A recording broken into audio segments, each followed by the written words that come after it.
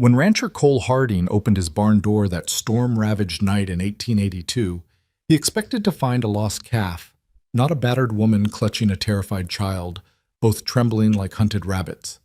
The woman's whispered plea cut through the thunder. "Sir, just one night. My daughter needs shelter." Cole saw the bruises shadowing her face, the way she positioned herself between him and the girl, ready to take any blow meant for her child. In that moment, he knew. Whoever these strangers were running from, they were running for their lives. Before we begin this journey through the harsh New Mexico territory, where love battles violence and two broken families find unexpected healing, I want to invite you to stay with us until the very end, because what happens when Cole makes his choice will change everything. And please, comment below with the city you're watching from. I love seeing how far these stories of courage and second chances travel across this world. The New Mexico territory in 1882 was not kind to the weak. It was a land of jagged mesas and endless sky, where the wind carried both promise and threat in equal measure. The earth cracked under a sun that showed no mercy, and when the rains finally came, they arrived like a biblical reckoning, violent, punishing, transforming dry arroyos into rushing torrents within minutes. Cole Harding knew this land in his bones. He'd carved his ranch from its unforgiving soil 15 years ago, when he'd been young and full of dreams, when Sarah had stood beside him, her hand in his, believing they could build something lasting. The ranch had prospered in its modest way. Cattle grazed on scrubland that Cole had learned to read like a book, knowing where the secret springs bubbled and which valleys held enough grass to sustain a herd through the brutal summers. But prosperity meant little when you came home to a silent house. 3 years. 3 years since consumption had taken Sarah, stealing her breath a little more each day until that final morning when Emma had climbed into bed beside her mama and found only stillness. 3 years, and Cole still couldn't enter their bedroom without feeling the weight of her absence like a stone in his chest.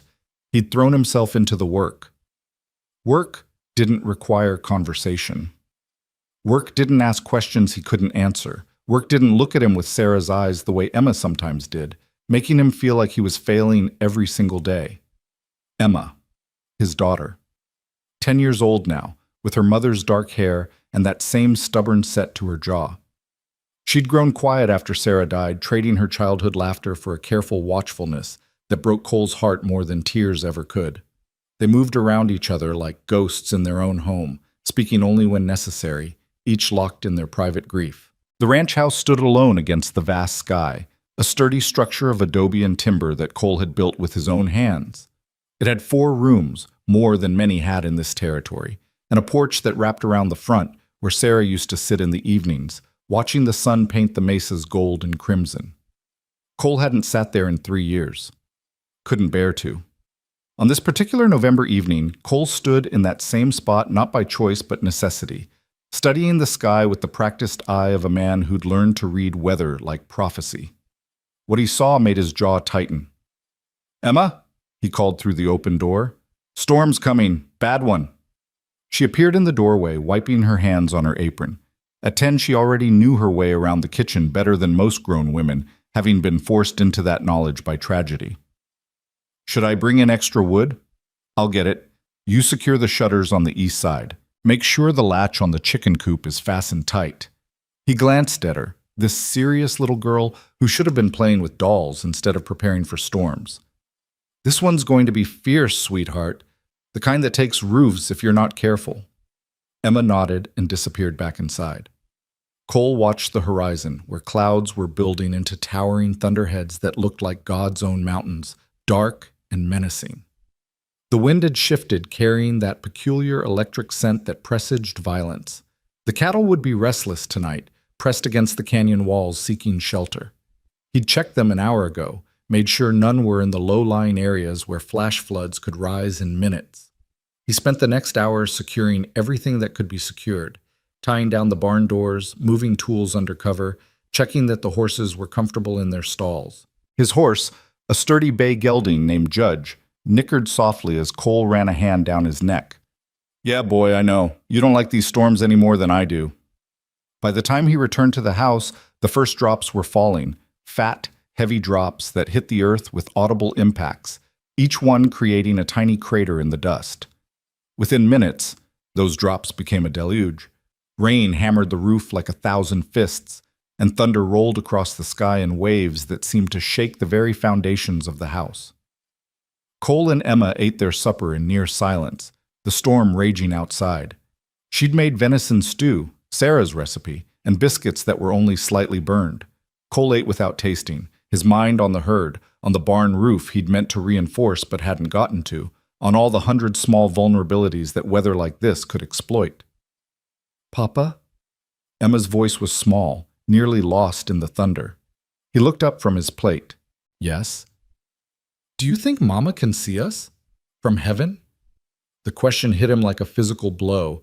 He set down his spoon carefully, buying time. I believe she can, sweetheart." "Do you think she's disappointed that we're so sad all the time?" Cole's throat tightened. When had he last told his daughter he loved her? When had he last pulled her close the way Sarah used to? He'd been so locked in his own grief, he'd forgotten Emma was drowning in hers.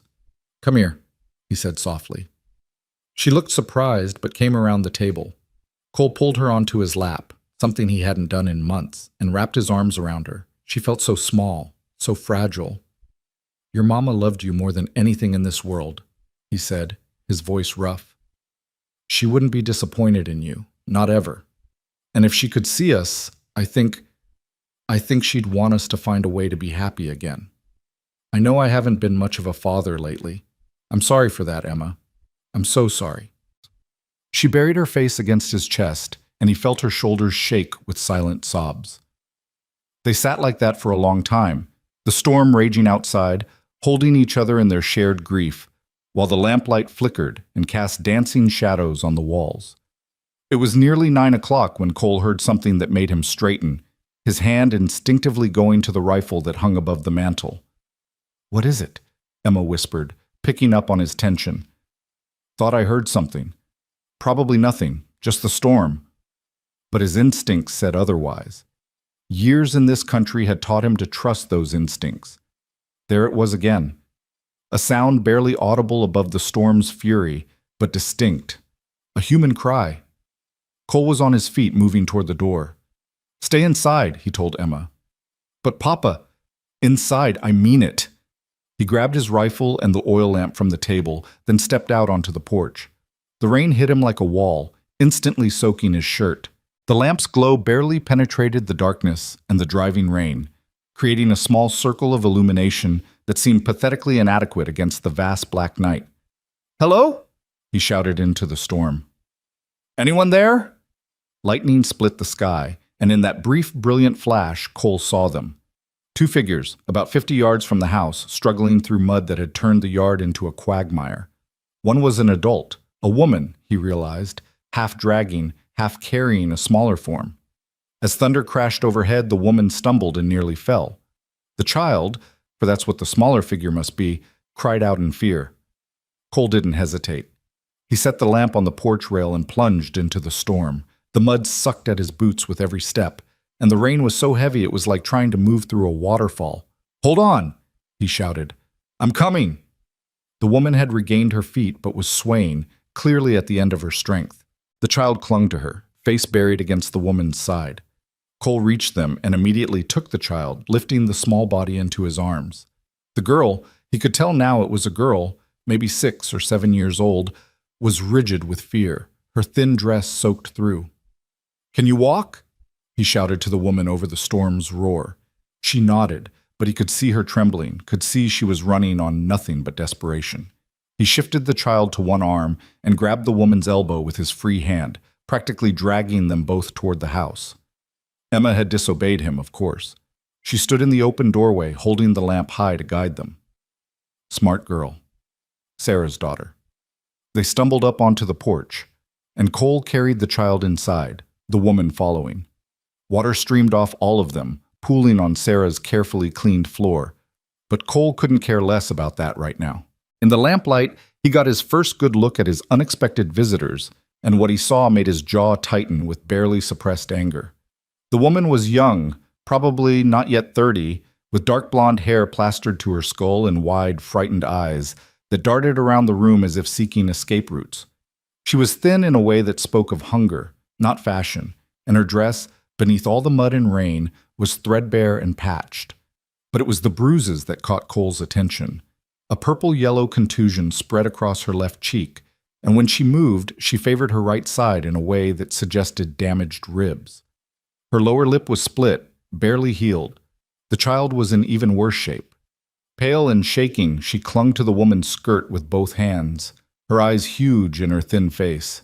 She couldn't have weighed more than 40 pounds, and her arms showed the telltale signs of rough handling, fingerprint bruises, like someone had grabbed her too hard, too often. Emma stood frozen, staring at the visitors, her eyes wide. "Emma," Cole said gently, "get some blankets, and heat up what's left of the stew." His daughter nodded and hurried toward the bedroom. The woman remained standing, water still dripping from her clothes, her entire body tense as if ready to bolt. "I'm sorry," she said, her voice hoarse. "I'm so sorry to intrude. I didn't know where else to go. I just need—" Her voice cracked. "Just one night, please. Just shelter for the night, and we'll be gone by morning." "You're not going anywhere in this storm," Cole said firmly. "And you're hurt." "I'm fine." It was clearly a lie. The way she held herself, the paleness of her face, she was anything but fine.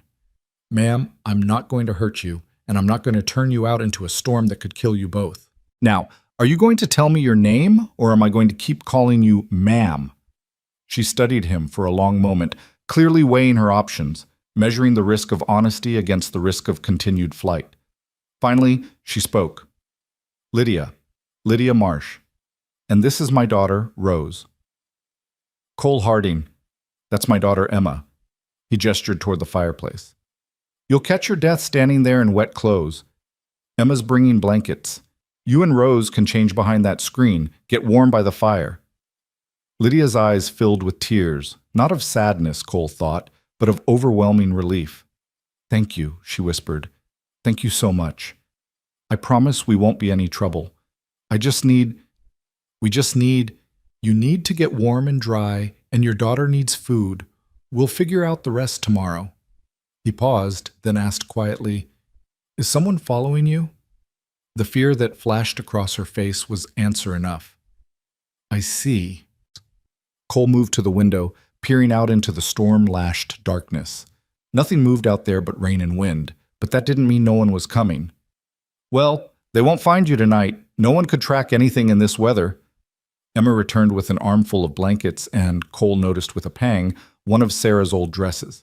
She must have gotten it from the trunk in his bedroom, where he'd packed away Sarah's things that first terrible week, unable to look at them, but unable to give them away. "Here," Emma said shyly, offering the items to Lydia. "The dress was my mama's. Papa, is it okay?" Cole's throat tightened, but he nodded. "It's okay, sweetheart. Your mama would want to help." Lydia took the dress with trembling hands, her fingers stroking the fabric reverently. "Your mother, is she—" "She died 3 years ago," Emma said simply. "But she was kind, like you seem to be." "Oh, sweetheart," Lydia's voice broke. "I'm so sorry." "Come on," Emma said, taking Rose's hand gently. "Let's get you out of those wet clothes. I'm 10. How old are you?" Rose looked up at her mother, who nodded encouragingly. 6, the girl whispered, her first word since entering the house. 6? I remember being 6. That's a wonderful age. Do you like horses?" As Emma led Rose toward the changing screen, chattering softly about the horses in the barn and how gentle Judge was, Cole caught the look on Lydia's face. Gratitude mixed with something that might have been wonder, as if simple kindness was something she'd forgotten existed. While the women and girls changed behind the screen, Cole busied himself at the stove, heating up the remaining stew and putting a kettle on for tea. He was aware of Lydia's soft voice murmuring to Rose, of Emma's gentle chatter filling the silence this house had held for so long. Something in his chest, some tight knot he'd been carrying for 3 years, began to loosen just slightly. When they emerged, Lydia in Sarah's blue calico dress, too big for her thin frame but clean and dry, and Rose wrapped in a blanket that dragged on the floor, Cole gestured to the table. "Sit, eat." "I can help," Lydia began. You can sit, Cole said firmly. Emma, set out bowls. They sat at the table, an awkward arrangement that somehow felt right despite its strangeness. Cole ladled out generous portions of stew, and he watched as Rose fell upon her food with the desperate hunger of a child who didn't know where her next meal was coming from. Lydia ate more carefully but no less hungrily, though she kept glancing at the door, at the windows, her body tense with wariness. There's plenty, Cole assured her. Eat your fill. You're very kind, Mr. Harding. Just Cole. And it's not kindness, it's human decency. Something you're... He trailed off, not wanting to speak of violence in front of the children, but Lydia understood. My husband, she said quietly, the word heavy with bitterness. Harlan Marsh. Or rather, the man who claimed to be my husband, though I learned too late that the preacher who married us was no preacher at all. Just another one of Harlan's men, dressed up to make it seem legal. Cole's expression hardened. Where is he now? Santa Fe, last I knew, but he'll come looking. Her hand tightened on her spoon. He always does. He considers Rose his property, you see, and me. I'm the vessel that gave him that property. He doesn't like losing what he thinks he owns. The cold, matter-of-fact way she spoke of such horror made Cole's blood boil, but he kept his voice calm. How long have you been running? 3 weeks. We went first to Albuquerque, but I heard he was asking around there. Then to Socorro, but same thing. I thought maybe if we kept moving, stayed ahead of him. She laughed, a hollow sound. Foolish, probably. Harlan has friends everywhere, men who owe him favors or fear him. But I had to try. I couldn't... Her voice broke. I couldn't let her grow up in that house, becoming what he wanted her to be. Emma was staring at Rose with open sympathy, and Cole could see his daughter's mind working, already forming some bond with this frightened little girl. Well, Cole said, tonight you're safe. That's what matters right now. The barn has a good loft, dry with plenty of hay. I'll set you up there with blankets and... No. Lydia's voice was sharp, then she softened it. Please, could we stay in the house? Just tonight? I know it's improper, but I'm afraid, and Rose has nightmares, and... Papa? Emma said suddenly. They could sleep in my room. I don't mind. My bed is big enough for Rose and me, and Lydia could have the cot by the window. Cole hesitated. Having strange women in his house overnight was certainly improper, and in a territory where reputation meant everything, gossip could spread faster than wildfire. But one look at the hope in Lydia's eyes, at the way Rose had begun to lean against Emma, as if already seeking the comfort of that offered friendship, and he knew he couldn't refuse. All right, he said, but just for tonight. Tomorrow, we'll figure out something more suitable. The relief on Lydia's face was profound. Thank you so much. I'll earn our keep, I promise. I can cook, clean, mend, work with horses, whatever you need. I won't be a burden. We'll talk about it tomorrow, Cole said. Right now you both need sleep. As Emma led Rose toward the bedroom, chattering about the quilt her grandmother had made and how soft it was, Lydia lingered at the table. She met Cole's eyes, and he saw in them a depth of gratitude that made him uncomfortable. Mr. Harding, Cole, she said softly, I know what you must think. A woman on the run, showing up at your door with a child and a story. You have no reason to trust me. I trust my instincts, Cole replied. And my instincts say you're telling the truth. They also say that whoever put those bruises on you deserves a reckoning. Please don't, Lydia said urgently. Don't confront him. Don't try to be a hero. Harlan is dangerous.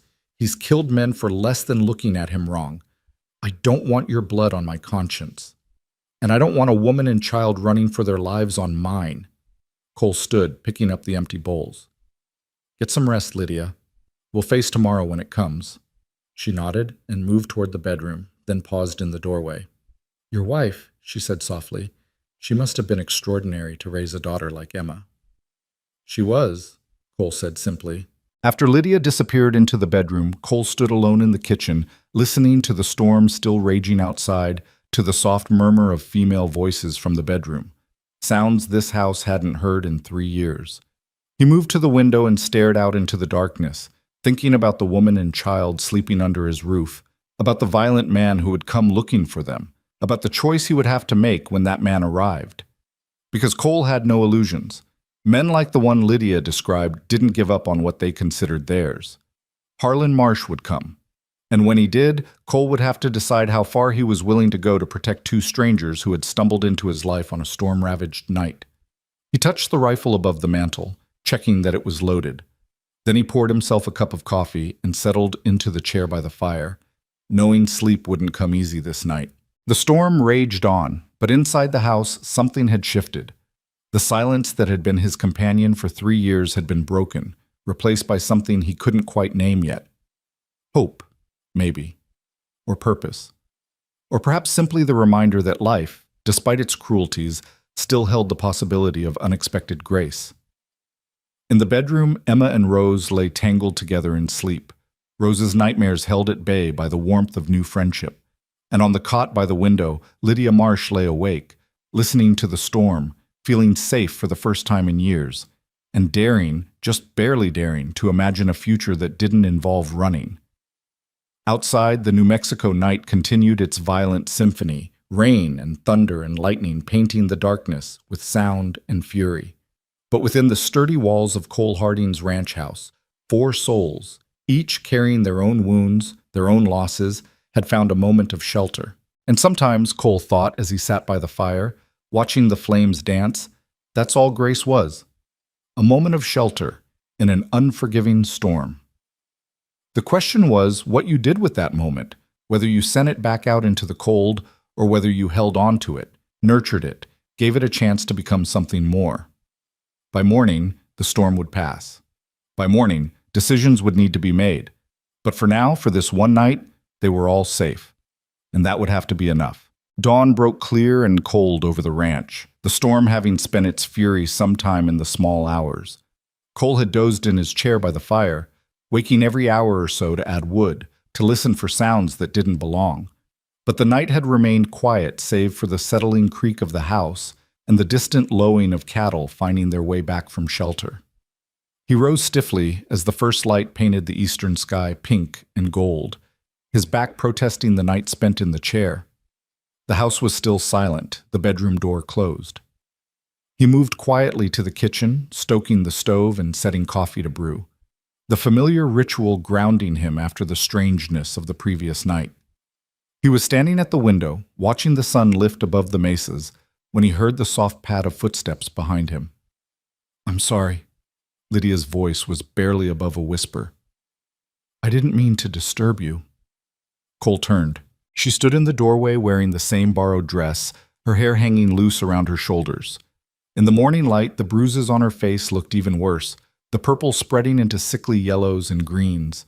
But her eyes were clearer than they'd been last night, less wild with fear. "You're not disturbing anything," he said. "Coffee's almost ready." "I should start breakfast. Please, let me help. I meant what I said last night. I won't be a burden." "Lydia, please." There was urgency in her voice now. "I need to do something. I need to feel useful, to earn our keep. I can't just sit idle while you provide for us." Cole studied her for a moment, then nodded. "All right. There's eggs in the basket by the door, bacon in the larder, flour and lard for biscuits if you're inclined." Relief flooded her face, and she moved past him with purpose, her hands already reaching for the apron hanging on its hook. As she tied it around her waist, Cole noticed how naturally she moved in the kitchen, how her hands knew their work without hesitation. This wasn't a woman playing at domesticity. This was someone who'd cooked 1,000 meals, who knew the weight of a skillet and the feel of dough. They worked in companionable silence, Cole pouring coffee while Lydia cracked eggs into a bowl with practiced efficiency. The domesticity of it struck him. How normal it felt, how right, to have someone else moving through this kitchen that had been his solitary domain for so long. "How long were you married?" Lydia asked quietly, her eyes on the bacon sizzling in the pan. "To your wife, I mean." "I hope that's not too forward." 12 years, Cole said. "Met her in Kansas, brought her out here when this was nothing but sagebrush and dreams. She was 17, brave as any man I've ever known, agreeing to come out to this territory. She must have loved you very much." "I hope she did. I know I loved her enough for both of us." He paused, surprised at himself. He hadn't spoken about Sarah to anyone in years, had kept his grief locked tight behind his ribs. But something about this quiet morning, about Lydia's gentle presence, loosened his tongue. "Emma looks like her. Same dark hair, same stubbornness. Sometimes I look at my daughter, and it's like seeing Sarah again, and I don't know if that's a blessing or a curse." Lydia turned from the stove, her eyes soft with understanding. "It's both. That's what love is. Blessing and curse tangled together so tight you can't separate them." Before Cole could respond, the bedroom door opened and Emma emerged, Rose trailing behind her like a shadow. The little girl had been dressed in one of Emma's old nightgowns, and her hair had been carefully braided. She still looked pale and frightened, but there was something different in her eyes this morning, a spark of cautious hope. "Mama!" Rose ran to Lydia, who scooped her up despite her injured ribs, holding her daughter close. "Good morning, baby. Did you sleep well?" Rose nodded against her mother's shoulder. "Emma told me stories about horses and the mountains and a fox who lives in the canyon. That's a true story," Emma said, settling herself at the table. "The fox comes around sometimes, looking for scraps. Mama used to leave bits of food out for him. Papa says I shouldn't because it makes wild things dependent, but I still do sometimes." Cole caught Lydia's eye and saw the warmth there, the gratitude for his daughter's kindness. "I say a lot of things," he admitted. "Emma's got her own mind about most of them." Breakfast was a fuller affair than Cole was accustomed to. Lydia had made fluffy biscuits that reminded him painfully of Sarah's, eggs cooked just right, and bacon that was crispy without being burned. The four of them sat around the table, and though Rose remained mostly silent, Cole noticed how she watched Emma with something approaching adoration, how she mimicked the older girl's movements when reaching for her cup. "What needs doing today?" Lydia asked as they finished eating. "On the ranch, I mean." Cole considered her. "You serious about wanting to help?" "Completely serious. I grew up on a ranch in Texas, before my father died and circumstances changed. I know horses, cattle, how to mend fence and rope a steer if need be. I'm stronger than I look." "Mama can do anything," Rose said softly, the first words she'd volunteered. "Mama fixed Mr. Henderson's wagon wheel once, all by herself." "Did she now?" Cole smiled at the pride in the little girl's voice. "Well, if that's the case, I could use help checking the herd. Storm like last night could be some got themselves into trouble. And there's fence down on the east section that needs mending." "I'll come with you," Lydia said immediately. "Mama, what about me?" Rose's voice trembled with fear at the prospect of separation. "You'll stay here with me," Emma announced. "We'll do the inside chores, gathering eggs, sweeping, maybe some baking if Papa has sugar. Then I'll show you the barn and you can meet Judge properly. Would you like that?" Rose looked to her mother for permission. Lydia knelt down, taking her daughter's small hands in hers. "Would you be all right with that, sweetheart? You'd be safe here with Emma. You'll come back? I promise. I'll be with Mr. Harding the whole time, and we won't go far. If you need me, just ring the bell on the porch, and we'll hear it." Rose nodded slowly, and Emma took her hand with a gentleness that made Cole's chest ache. His daughter had been alone so long, had carried her grief in solitude because he hadn't known how to reach her. Now, watching her with this frightened child, he saw Sarah's compassion shining through, and he wondered if he'd been wrong to lock them both away in silence. An hour later, Cole and Lydia rode out toward the eastern pastures, the morning sun climbing higher in a sky scrubbed clean by the storm. Cole had given Lydia his older saddle horse, a steady mare named Belle, and he'd watched with approval as she'd saddled the horse herself with capable hands, checking the cinch with practiced efficiency. They rode in silence for a while, the only sounds the creak of leather and the soft thud of hooves on damp earth. The land stretched around them in its stark beauty, red rock mesas rising like ancient fortresses, valleys where grass grew thick in secret places, the distant purple smudge of mountains on the horizon. "It's beautiful," Lydia said finally. "Harsh, but beautiful. Like it doesn't apologize for what it is." "No apologies out here," Cole agreed. "Land demands respect, not permission. Sarah loved it, said it made her feel both small and infinite at the same time." "I understand that, Lydia sat her horse well, moving with the mare's gait in a way that spoke of long familiarity. In Texas, before my father died, I used to ride out at dawn just to watch the light change. Made me feel like I was part of something bigger than myself, bigger than my problems. What happened? After your father died, I mean. If you don't mind my asking. Lydia was quiet for a long moment, and Cole thought perhaps he'd overstepped. But then she spoke, her voice steady despite the pain in the words. My father had debts, gambling debts, though I didn't know it until after he passed. Men came to collect, and when there was no money, they took the ranch. My mother had died when I was young, so there was just me. I was 18, alone, with nothing but the clothes I owned. And that's when you met Harlan.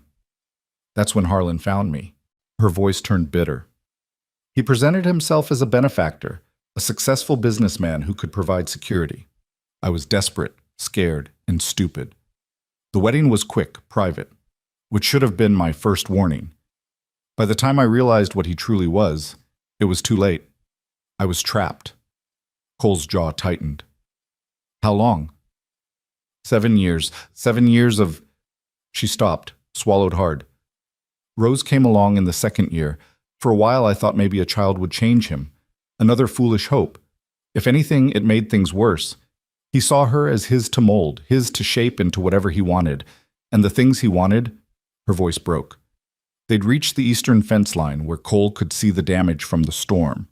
A large cottonwood branch had fallen across 3 sections of fence, snapping the posts clean through. He dismounted, and Lydia followed suit without being asked. Hand me those wire cutters from my saddlebag, Cole said, more to give her a moment to compose herself than because he couldn't reach them himself. They worked together in silence for a while, Cole cutting away the damaged wire while Lydia gathered the broken posts. He could see her evaluating the damage, her eyes sharp and knowing. You'll need new posts here, she said. These are rotted at the base anyway. The storm just finished what time started, and the wire should be replaced entirely on this section. It's stretched too thin, weakened. Cole looked at her with new respect. You do know ranch work. I told you I did. There was a hint of pride in her voice. My father might have been a poor businessman, but he knew the land. He taught me everything, how to read the earth, understand the water, know when cattle are sickening before it shows. I loved that work, loved being useful and capable. With Harlan, I wasn't allowed to be anything but ornamental. He wanted a possession, not a partner. They worked side by side for the next 2 hours, riding the fence line and marking the sections that needed repair.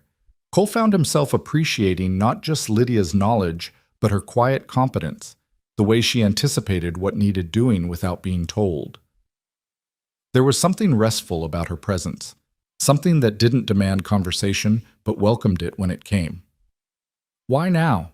He asked as they paused to water the horses at a small stream. What made you finally run? Lydia's face darkened. 3 weeks ago, I overheard Harlan talking to one of his associates. They were discussing Rose, about how she was getting to an age where she could be useful. The way they talked about my daughter, the things they implied. She closed her eyes. I knew then that if I didn't get her away, if I didn't run right then, I might not get another chance. So that night, I took what little money I'd managed to hide over the years, packed what we could carry, and we left. And he's been hunting you since.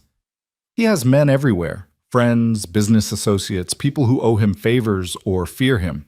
We stayed in Albuquerque for 4 days before someone recognized me. Then Socorro, but same thing. Every time I think we're safe, someone sees us, asks questions. The storm last night, we'd been walking for hours, got caught in it miles from anywhere. I saw the light from your house and just hoped you'd be the kind of man who wouldn't turn away a woman and child in a storm. I'm glad you did. The words came out before Cole could think about them, and he meant them more than he'd expected. Hope, I mean. Glad you hoped. She looked at him then, really looked at him, and something passed between them, recognition, perhaps, or understanding. 2 people who'd been broken by life, who'd learned to expect cruelty, finding unexpected gentleness in each other. They rode back toward the ranch house in companionable silence, arriving just before noon to find Emma and Rose in the garden, Rose's laughter ringing out clear and bright as Emma showed her how to scatter corn for the chickens. Mama, look! Rose called out, her whole face transformed by joy. The chickens eat right from my hand! Lydia's eyes filled with tears at the sight of her daughter's happiness, at the sound of laughter she hadn't heard in so long. I see, baby. You're very brave. Emma says they're more scared of me than I am of them, Rose said seriously. Is that true? It's very true, Cole confirmed, dismounting. Everything on this ranch is more scared than scary, once you get to know it. Emma looked up at her father, and he saw something in her expression that he hadn't seen in 3 years, pure, uncomplicated happiness. The careful watchfulness had lifted, replaced by the open joy of a child who'd found a friend.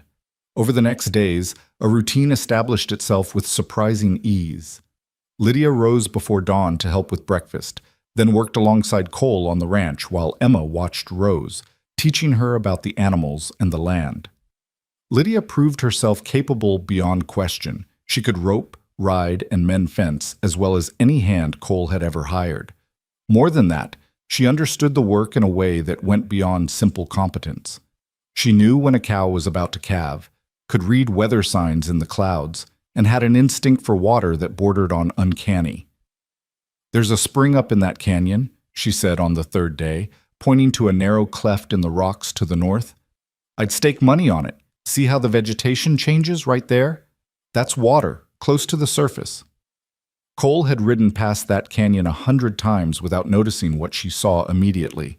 We'll check it tomorrow, he said. If you're right, that would be valuable for the summer months. I'm right, she said with quiet confidence, and he believed her. In the evenings, the four of them gathered around the table for supper, meals that grew more elaborate as Lydia learned the contents of the larder and what she could coax from Cole's small vegetable garden. The conversation flowed easier each night, Rose gradually coming out of her shell, Emma blooming under the attention of having another girl to talk to. One evening, nearly a week after the storm, Emma asked the question Cole had been dreading. Can they stay, Papa? Can Lydia and Rose stay with us? The table went silent. Cole saw the hope in his daughter's eyes, the fear in Lydia's as she waited for his answer. Rose had stopped eating, her small hands clutching her fork like a lifeline. Emma, it's not that simple, Cole began carefully. Why not? Emma's voice held a stubbornness he recognized as Sarah's. They work hard, they help with everything, and Rose is my friend. Why can't they stay? Because people will talk, Cole said. A widowed man with a woman and child living in his house. It's not proper. People in town already gossip about the smallest things. This would give them real ammunition. I don't care what people say, Emma shot back. You should. Your reputation matters, sweetheart. Your mother would. Mama would want us to help people who need help, Emma interrupted, her eyes blazing. You know she would. She always said home wasn't about walls, it was about who you welcomed inside them. Cole felt the truth of those words like a blow. Sarah had said that many times. She'd believed it with her whole heart. Mr. Harding, Lydia said quietly. Emma, please. I know this is complicated. I never meant to impose for this long. Rose and I can move to the barn properly, or find somewhere else. No! Rose's voice was sharp with panic. Mama, no! I don't want to go. Sweetheart, I like it here. I like Emma and Mr. Harding and the chickens and Belle and everything. Please don't make us leave. Tears streamed down the little girl's face, and Emma immediately moved to put an arm around her. Cole felt the weight of 3 pairs of eyes on him, all waiting for his decision. He thought about the past week, about how the house had come alive again, with voices and laughter, about how Emma had transformed back into the child she'd been before Sarah died. He thought about Lydia's capable hands and quiet strength, about Rose's tentative smiles and growing confidence.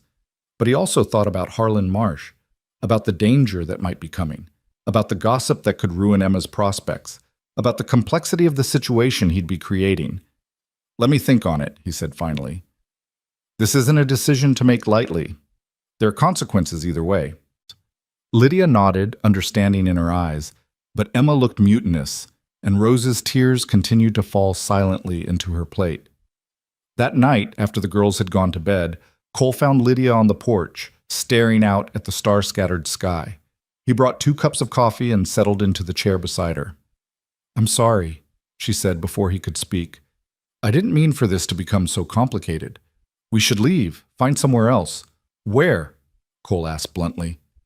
Where would you go that would be safer than here? Where Rose wouldn't be terrified, where you wouldn't have to sleep with one eye open. I don't know, Lydia admitted, but I can't ask you to risk everything for us. Your reputation, your daughter's future, maybe even your life if Harlan finds us here. What do you want, Lydia? Not what you think you should want, not what you think is proper. What do you actually want? She was quiet for a long moment, her hands wrapped around the warm cup. When she spoke, her voice was barely above a whisper. I want to stay. God help me. I want to stay so badly it frightens me. I want Rose to keep laughing the way she has been. I want to wake up in the morning without fear. I want to work beside you and feel useful and capable again. I want... She stopped, swallowed. I want things I have no right to want. And if I said you could stay? What then? She looked at him, hope and fear warring in her expression. You'd be taking on more than you know. Harlan won't give up. He'll come eventually. Let him come. Cole's voice was hard. I've faced down rustlers, hostile tribes, drought, and every hardship this territory can throw at a man. I'm not afraid of your husband. You should be, Lydia said urgently. He's killed people, Cole. He won't hesitate. Neither will I. The words hung between them, cold and certain. I won't let anyone hurt you or Rose. Not while you're under my protection. But the gossip, Emma's reputation? I've been thinking about that. Cole set down his cup and turned to face her. There's a way around it. A way that would make it proper. That would give you and Rose real protection. Legal protection. Lydia went very still. What are you suggesting? Marriage. The word fell between them like a stone. A practical arrangement. You and Rose would have a home, protection, my name. Emma would have companionship, and the ranch would have capable help. It would solve a lot of problems. A marriage of convenience, Lydia said slowly. Exactly. Nothing more than that. Separate rooms, no expectations. Just a legal arrangement that benefits both parties. Lydia studied him in the starlight, her expression unreadable. That's very generous. But Cole, you don't know me. Not really. You've known me a week. I know you're brave. I know you're a good mother. I know you work hard and don't complain. I know my daughter hasn't smiled like she has this week in 3 years. He paused. And I know what it's like to be alone, to feel like you're just going through motions, surviving instead of living. Maybe we could help each other with that. And if Harlan comes, then we deal with it, together, as husband and wife legally. He'd have no claim on you then. Lydia was silent for so long Cole thought she might refuse. Then quietly, You'd do this? Really? Take on someone else's problems? Risk everything you've built? This ranch, this house, it's been empty of life for too long. Maybe that's what Sarah would want. Maybe that's what we all need. He met her eyes.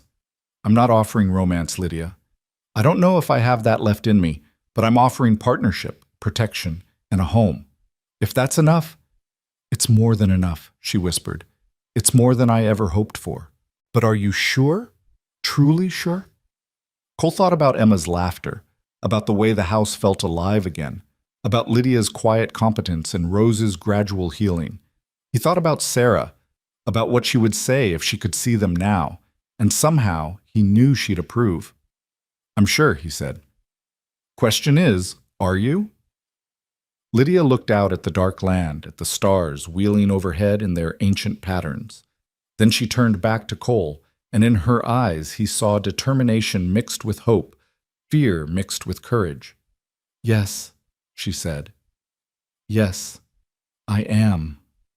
They sat together in the darkness, two broken people agreeing to build something new from their separate pieces, and somewhere in the house behind them, two little girls slept peacefully, not knowing that the next morning would bring news that would change everything. Because tomorrow, Cole would ride to town to arrange for a marriage license and speak with Sheriff Dalton about legal protections. Tomorrow, they would begin building something that looked like a family, even if it started as nothing more than mutual necessity. Tomorrow would bring its own challenges, its own fears, but tonight, For the first time in years, both Cole and Lydia allowed themselves to imagine a future that held more than mere survival. They allowed themselves to hope. And in the quiet New Mexico night, under stars that had witnessed countless human dramas played out on the land below, that hope felt almost like a promise. Cole rode into town at first light, leaving Lydia to manage the ranch with Emma and Rose. The decision had been made, and there was no sense delaying what needed doing. The sooner they made it legal, the sooner Lydia and Rose would have real protection under the law. The town of Redemption sat in a valley between two mesas, a collection of adobe and timber buildings that served the scattered ranches and homesteads for 50 miles in any direction. Cole knew every face here, had done business with most of them, and he knew exactly how fast news traveled through these dusty streets. His first stop was the sheriff's office, a small building near the center of town. Sheriff Jack Dalton sat behind his desk, reviewing wanted posters, his weathered face breaking into a smile when Cole entered. "Cole Harding, haven't seen you in weeks. Thought maybe you'd finally been carried off by one of those dust storms you're always predicting." Dalton stood, extending his hand. Cole shook it firmly. "Need to talk to you, Jack, privately." The sheriff's expression shifted, his lawman's instincts kicking in. He gestured to a chair and closed the door. "What's the trouble?" "Got a woman and child at my place. They showed up during that storm last week, running from someone. The woman's name is Lydia Marsh, and she's got reason to be scared. Her husband, or the man claiming to be her husband, is named Harlan Reeves." Dalton's face went hard. "Harlan Reeves out of Santa Fe? You know him?" "Know of him. Mean son of a bitch with connections to some rough characters. Runs a freight business that everyone suspects is a front for something worse, but nobody's ever been able to prove it. Word is he's killed at least 3 men, but witnesses have a way of disappearing when it comes to testifying." Dalton leaned back in his chair. "What's his connection to this woman?" Cole explained the situation, the false marriage, the abuse, Lydia's escape with Rose, the danger that followed them. Dalton listened without interrupting, his expression growing grimmer with each detail. "So you're harboring a fugitive," Dalton said when Cole finished. "She's not a fugitive. She's running from a violent man who claims ownership of her and a child. In the eyes of the law, if he can prove marriage, the marriage wasn't legal. The preacher was one of Reeves's men." "Can she prove that?" Dalton asked pointedly. Cole's jaw tightened. "Not easily." "Then you see the problem. If Reeves shows up with documentation claiming she's his wife, claiming the child is his, I'd have to turn them over. My hands would be tied." The sheriff ran a hand through his graying hair. "I don't like it any more than you do, but that's the law." "What if she wasn't his wife anymore? What if she was married to someone else?" Dalton studied Cole for a long moment. "You're thinking of marrying her yourself." "I am." "Cole, you've known this woman a week." "Doesn't change what needs doing." The sheriff stood and paced to the window, looking out at the street. "It's a risk. If Reeves comes here claiming fraud, claiming you conspired to steal his wife, it could get ugly. Men like that don't accept losing gracefully." "I'm not afraid of Harlan Reeves." "Maybe you should be. He's not just mean, Cole. He's connected. He's got money and men who'll do whatever he pays them to do." Dalton turned back. "But I'll tell you this. If you marry that woman legally, and if Reeves shows up here making threats, I'll back you. The law would be on your side then. Marriage trumps whatever claim he thinks he has. That's all I'm asking." "When are you planning this?" "Soon as possible. Today, if I can arrange it." Dalton nodded slowly. "Judge Morrison is in town. He could do it this afternoon if you're serious. You'll need witnesses. I'll stand for you if you want." "I'd appreciate that." "Cole." The sheriff's voice stopped him at the door. "Are you sure about this? You're taking on more than just a wife and child. You're making an enemy of a dangerous man." Cole thought about Emma's laughter, about Lydia's quiet strength, about Rose's frightened eyes slowly learning to trust. "I'm sure, Jack. Some things are worth the risk." The marriage ceremony took place at 4 o'clock that afternoon in Judge Morrison's parlor, a simple affair witnessed by Sheriff Dalton and the judge's wife, Martha. Cole had purchased a simple gold band from the general store, and Lydia wore the same blue calico dress she'd arrived in, Sarah's dress, cleaned and mended. Emma and Rose stood beside them, both girls wearing their Sunday best, their faces glowing with happiness that almost made Cole forget this was meant to be merely practical arrangement. Judge Morrison was a heavy-set man with kind eyes who'd known Cole for years. He'd presided over Cole and Sarah's wedding 12 years ago, and there was understanding in his expression as he opened his Bible. Dearly beloved, we are gathered here today to join this man and this woman in holy matrimony. His voice was solemn, carrying the weight of tradition. Cole Harding, do you take Lydia Marsh to be your lawfully wedded wife, to have and to hold from this day forward, for better or worse, for richer or poorer, in sickness and in health, until death do you part? Cole looked at Lydia, at this woman he barely knew but was binding his life to, and said clearly, I do. And Lydia Marsh, do you take Cole Harding to be your lawfully wedded husband, to have and to hold from this day forward, for better or worse, for richer or poorer, in sickness and in health, until death do you part? Lydia's voice was steady despite the tears in her eyes. I do. Cole slipped the ring onto her finger, and the judge pronounced them husband and wife. When he said, you may kiss the bride, Cole hesitated, and Lydia did too, both remembering this was supposed to be a practical arrangement.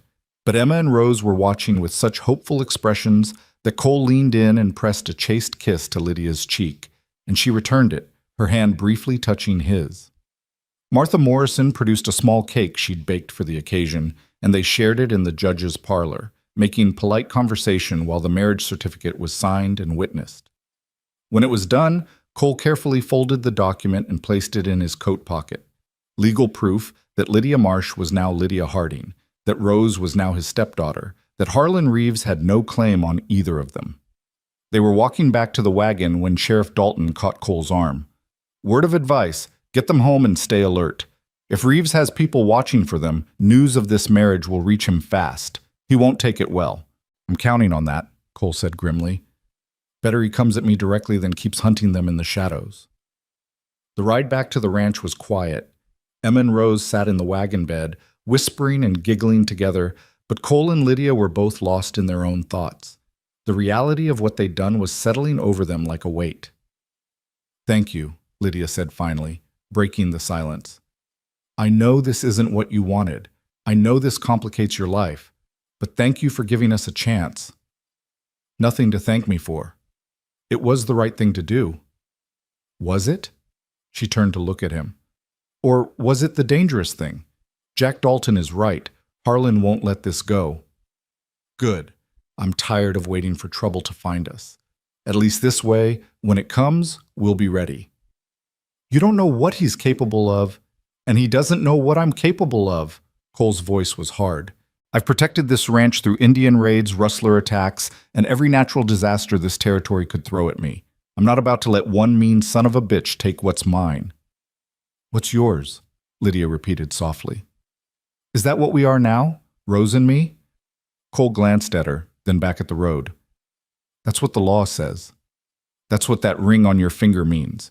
You're a Harding now, both of you, and I protect what's mine. Something in his voice made Lydia shiver, but not with fear, with something else, something she didn't dare name yet. She touched the ring on her finger, a simple band of gold that represented safety, protection, belonging, things she'd thought she'd never have again. They arrived home as the sun was setting, painting the mesas in shades of crimson and gold. As Cole helped Lydia down from the wagon, they both froze.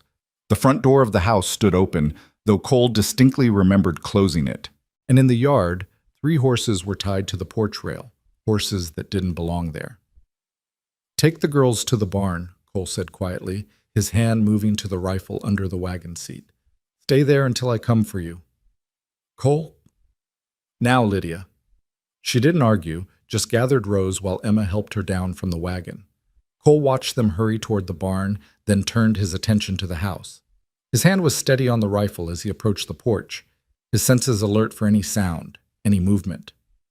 No need for that, friend.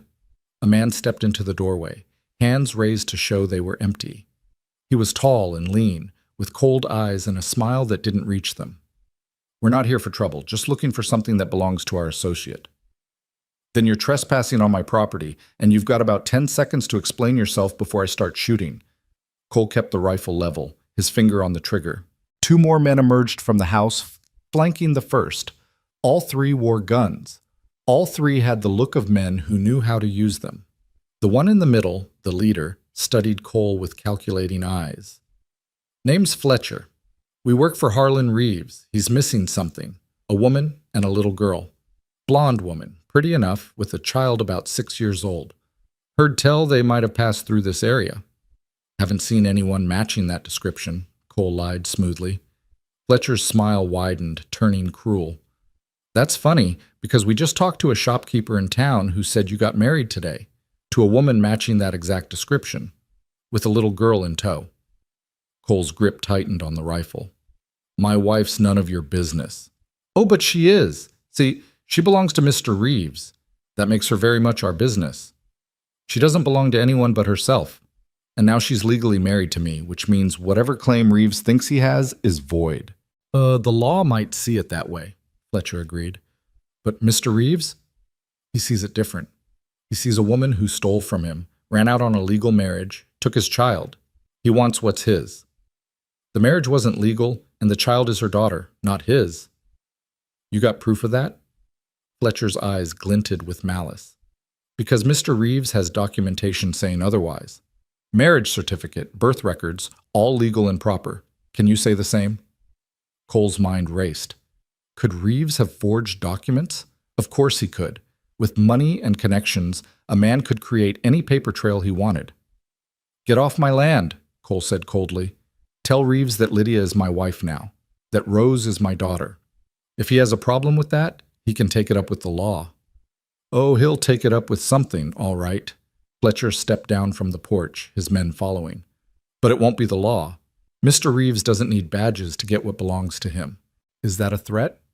"That's a promise, friend. You've made a powerful enemy today. Might have been smarter to just hand them over, save yourself a world of hurt." "I don't hand over women and children to men who beat them." Something flickered in Fletcher's expression, surprise, maybe, that Cole knew about the abuse. "That's between a man and his wife." "Not anymore, it isn't." Cole raised the rifle slightly. "Now get on your horses and ride out. If I see any of you on my property again, I won't bother with warnings." Fletcher studied him for a long moment, then laughed, a cold, humorless sound. "You're a brave man, Harding. Stupid but brave.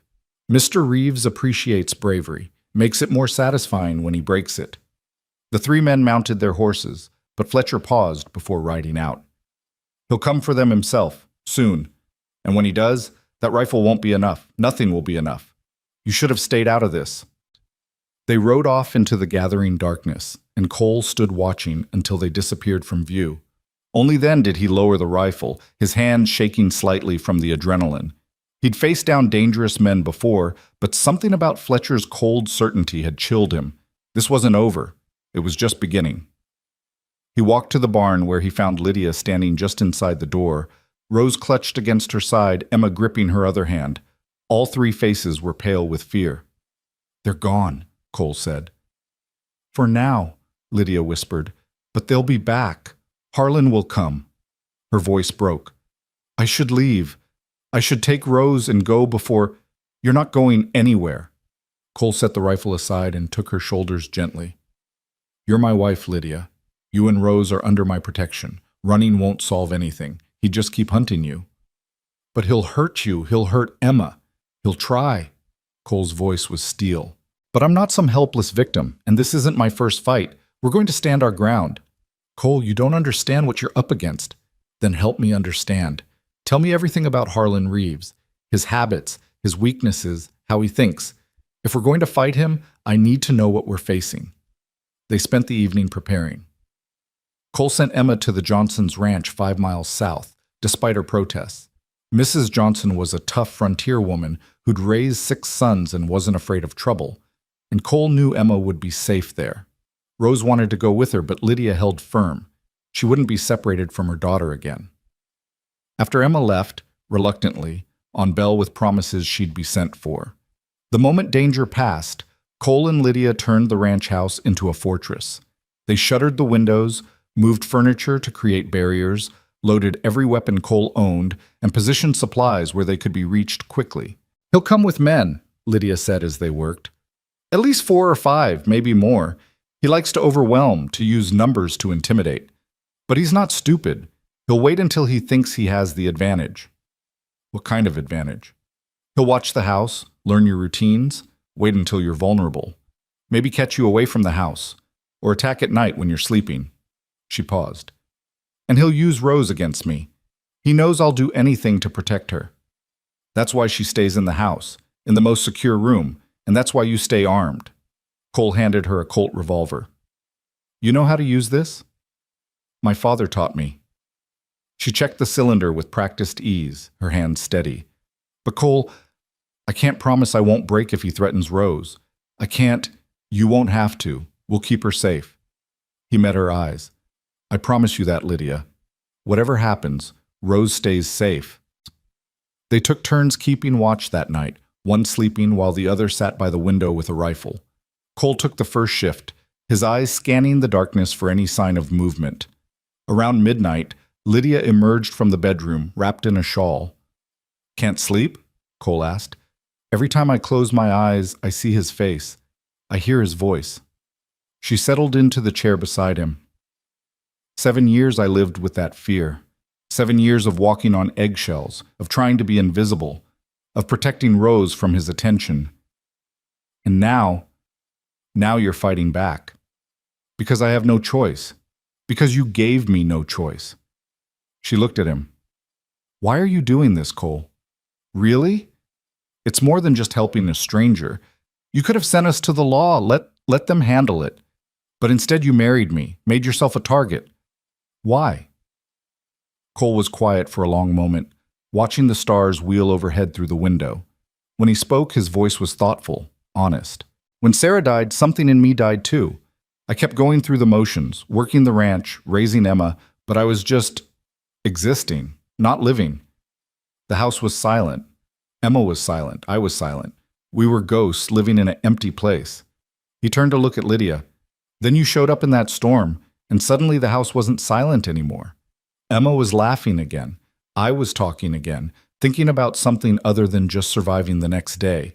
You and Rose reminded me what it felt like to have a home instead of just a house. That's not a reason to risk your life, isn't it?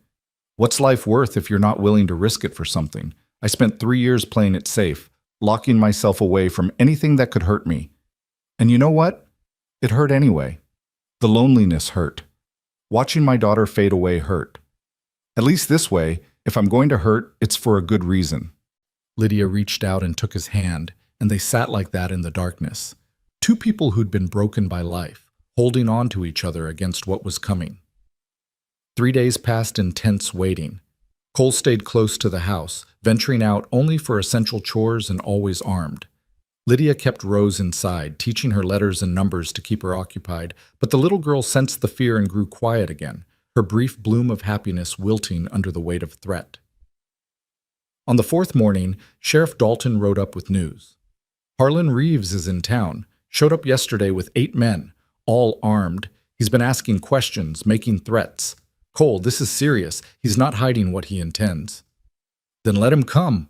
Cole's voice was hard. He will, but not the way you expect. Dalton dismounted, his expression grim. He filed a complaint with Judge Morrison, claiming you kidnapped his wife and child. He's got documents, marriage certificate, birth records for the girl. They look legitimate. They're forgeries. Maybe so, but they're good ones. And without proof they're fake, the judge's hands are tied. Reeves is demanding the law force you to return them. Lydia, who'd been listening from the doorway, went pale. No, he can't. Judge Morrison is stalling, Dalton continued. He knows something's wrong, but legally, if those documents are valid, Reeves has a claim. The judge asked me to bring you all into town tomorrow for a hearing. Let both sides present their case. It's a trap, Lydia said flatly. The moment we leave this house, Harlan will take us. The hearing is just a pretense. Which is why I'm bringing deputies, Dalton said. 4 good men. We'll escort you to town, provide protection during the hearing. If Reeves tries anything, he'll have to go through us. Cole studied his friend. And if the judge rules in Reeves's favor? Then we figure something else out. But at least this way it's legal and above board. Better than waiting here for him to attack. Dalton's expression softened. Cole, I know you're scared, but running or fighting isn't going to solve this. You need the law on your side. That evening, as they prepared for the trip to town, Lydia was nearly paralyzed with fear. Her hands shook as she tried to pack a bag, and she kept checking on Rose obsessively, as if the girl might disappear if she looked away. "He'll take her," she whispered to Cole. "The moment we're in town, the moment there's a chance, he'll take her." "Not if I can help it." Cole took the bag from her trembling hands. "Lydia, look at me. Look at me." She raised her eyes to his, and he saw the terror there, the absolute conviction that she was about to lose everything. "We're going to fight this the right way," he said firmly. "With the law, with truth, with witnesses who can attest to who you are and what he did. And if that doesn't work, then yes, we'll fight however we need to, but we give justice a chance first. Justice doesn't work for men like Harlan. It never has." Then maybe it's time that changed. They set out before dawn, Sheriff Dalton and his 4 deputies surrounding the wagon like an honor guard. Cole drove with his rifle across his lap, Lydia beside him with Rose held tight, both of them scanning the landscape for any sign of ambush. The ride to town took 3 hours, and every minute of it was torture. But they arrived without incident, and Dalton escorted them directly to the courthouse, a sturdy adobe building in the center of town. Inside, Judge Morrison's courtroom was already filling with townspeople, curious about the spectacle. Cole saw Harlan Reeves immediately, a tall man with dark hair silvered at the temples, handsome in a cold way, dressed in an expensive suit that spoke of money and power. His eyes locked onto Lydia, and his smile was the smile of a predator who'd cornered his prey. Beside him stood Fletcher and 7 other hard-looking men, all armed despite the courthouse rules. Dalton's hand went to his gun, but the judge raised a hand. "This is a court of law, gentlemen. All weapons will be checked at the door, no exceptions." Reeves made a show of removing his gun belt and handing it to Fletcher, who reluctantly did the same, along with the other men. Cole and Dalton followed suit, though Cole noticed at least 2 of Reeves' men had guns hidden in their boots. The hearing began with Judge Morrison calling for order, his gavel cracking like a gunshot in the tense silence. "We're here to address a dispute regarding the custody and legal status of one Lydia Marsh and her daughter, Rose." "Mr. Reeves, you've filed a complaint. Present your case." Reeves stood, his voice smooth and reasonable. "Your Honor, this is a simple matter. Lydia is my lawfully wedded wife, as evidenced by this marriage certificate, signed and witnessed 4 years ago in Santa Fe. Rose is my daughter, as evidenced by these birth records. 3 weeks ago, my wife took our daughter and fled without cause or provocation. I've been searching for them ever since." He produced documents, and the judge examined them carefully. To Cole's dismay, they looked legitimate. Official seals, proper signatures, everything in order. "Mr. Reeves, Mrs. Marsh claims your marriage was fraudulent, that the officiant was not a legitimate preacher. She would claim that, Your Honor, now that she's found another man to take care of her. But I assure you, our marriage was legal and binding. As for why she left—" He paused, his expression pained. "My wife has suffered from melancholy and delusion since our daughter's birth. I've tried to get her help, but she refused treatment. I believe her current claims are products of that troubled mind." The courtroom erupted in whispers, and Cole felt Lydia stiffen beside him. The bastard was painting her as insane, unreliable. "That's a lie!" Lydia stood, her voice ringing with fury. "Judge Morrison, I am not insane. I fled because my husband is a violent, cruel man who beat me regularly and threatened my daughter. Look at my face. These bruises are only a few weeks old. Look at Rose's arms. Those are fingerprints from being grabbed too hard." Judge Morrison gestured for her to approach. He examined the fading bruises on her face, then asked Rose to show her arms. The little girl obeyed reluctantly, and the courtroom went silent at the sight of the marks there. "Mr. Reeves, can you explain these injuries?" Reeves's expression was perfectly crafted, concerned but not guilty. "Your Honor, my wife is clumsy, has been since her illness began. She falls frequently. And Rose, children bruise easily. I would never harm either of them. I love them." "He's lying!" Lydia's voice broke. "Every word is a lie."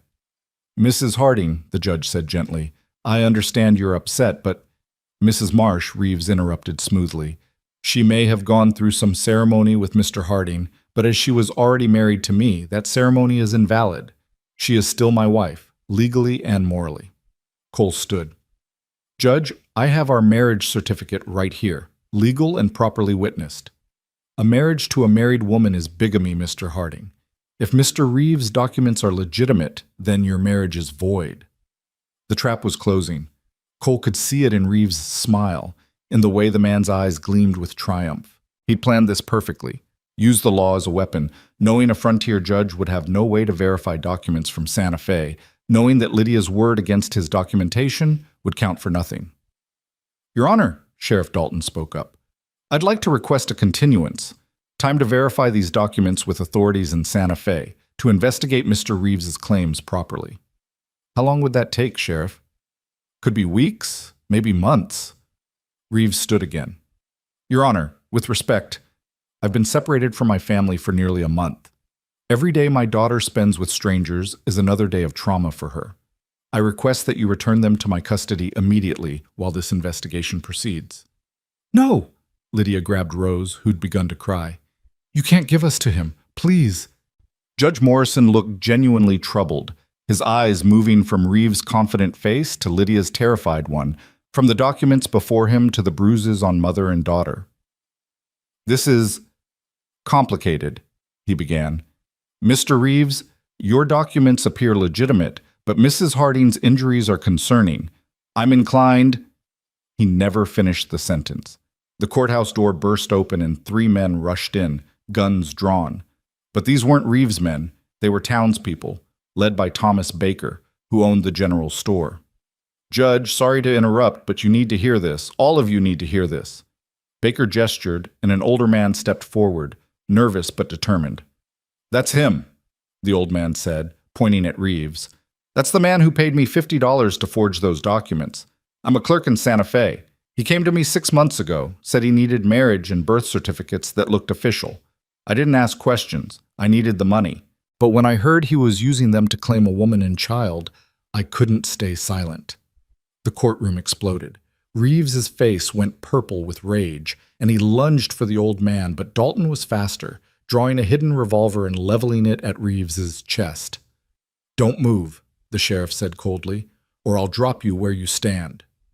Reeves froze, then smiled, that cold, terrible smile. This changes nothing.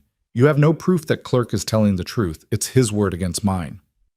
Actually, Judge Morrison said, his voice hard as stone, it's his word, combined with your documented history of violence.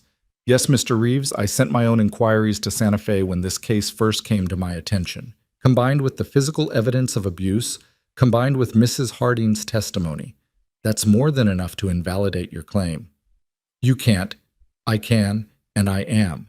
The documents are fraudulent. Your marriage to Mrs. Marsh never existed, and you have no legal claim to either her or the child. Furthermore, I'm ordering your immediate arrest for fraud, for assault, and for attempted kidnapping. Sheriff Dalton, take him into custody. But Reeves wasn't finished. In a move that shocked everyone, he drew a hidden knife from his boot and grabbed Rose, who'd wandered too close in the confusion. The little girl screamed as he held the blade to her throat. Nobody moves! Reeves backed toward the door, dragging Rose with him. Or I'll cut her throat right here. Lydia, you're coming with me, now, or your daughter dies. Time seemed to stop. Lydia stood frozen, her face white with terror. Cole saw Dalton trying to get a clear shot, but couldn't without risking Rose. The courthouse had descended into chaos, people screaming and scrambling for cover. And then Emma appeared in the doorway behind Reeves. She must have slipped away from the Johnsons' ranch, must have ridden hard to town, because she was there, small and fierce, holding Cole's spare revolver with both hands. Let her go, Emma said, her voice steady despite her obvious fear. Let Rose go right now. Reeves laughed. Little girl, you don't even know how to use that. Emma fired. The shot went wide. She wasn't aiming at Reeves, just trying to make him release Rose, but the sound was enough. Reeves flinched, his grip loosening for just a second, and Rose twisted free and dropped to the floor. Dalton didn't hesitate. His shot took Reeves in the shoulder, spinning the man around and sending the knife clattering across the floor. Before Reeves could recover, Cole was on him, rage and fear driving his fists. They crashed into a bench, both men fighting with desperate fury. Cole, no! Lydia screamed. He'll kill you! But Cole had 3 years of grief fueling him. 3 years of failed protection, 3 years of helplessness against death. He wasn't going to fail again. He wasn't going to let this man take what he'd sworn to protect. The fight was brutal and quick. Reeves was skilled, but Cole was fighting for his family. When Reeves pulled another hidden blade, Cole caught his wrist and slammed it against the floor until the weapon fell. When Reeves tried to gouge his eyes, Cole headbutted him, stunning him long enough for Dalton and his deputies to pull them apart. Reeves was dragged to his feet, blood streaming from his nose, his shoulder wound bleeding through his expensive coat. His men, seeing their leader subdued, surrendered without a fight. "It's over," Dalton said, snapping irons onto Reeves's wrists. "Harlan Reeves, you're under arrest, and this time there won't be any witnesses disappearing. Too many people saw what you just did." Reeves stared at Lydia with pure hatred. "This isn't over. I'll get out. I have friends, money, influence. And when you do, you'll be wanted in every territory from here to California," Judge Morrison interrupted. "I'll make sure of that personally. Take him away, Sheriff." As the deputies dragged Reeves from the courtroom, still threatening, still raging, Lydia collapsed to the floor beside Rose, gathering her daughter into her arms and sobbing with relief. Cole dropped to his knees beside them, pulling them both close, while Emma rushed over and threw herself into the embrace. They held each other as the courthouse slowly cleared, as the drama that had held the town transfixed finally ended, as 4 people who'd been fighting for their lives finally allowed themselves to believe they were safe. Judge Morrison approached them gently. "Mrs. Harding, and yes, you are Mrs. Harding, legally and properly. You and your daughter are free. Mr. Reeves will stand trial for multiple crimes, and I'll personally ensure he never threatens you again."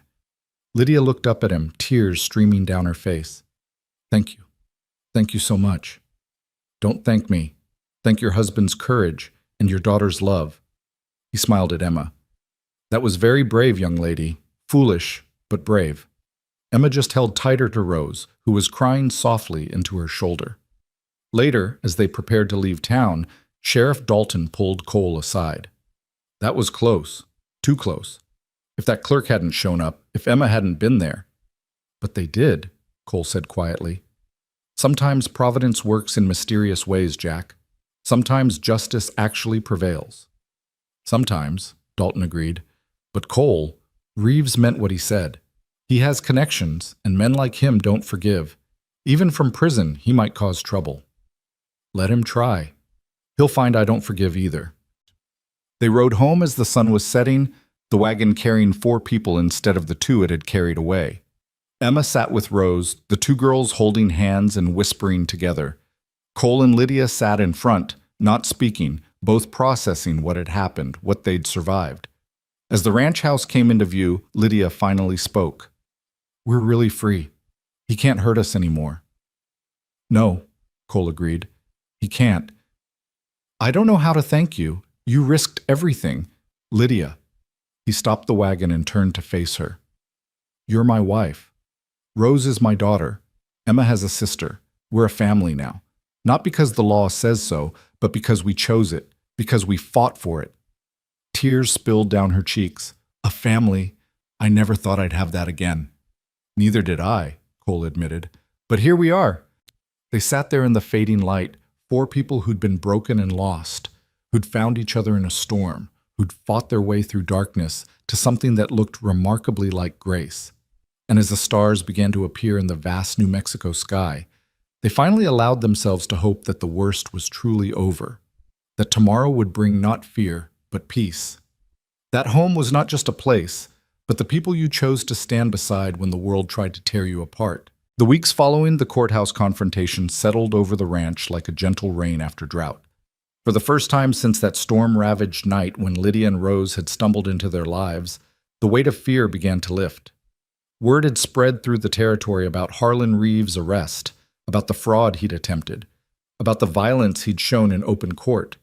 Judge Morrison had been true to his word, sending notices to law enforcement across multiple territories, ensuring Reeves would face justice wherever he went. But freedom from fear, Cole was learning, didn't automatically translate to knowing how to live without it. The morning after their return from town, Cole woke early as always and found Lydia already in the kitchen.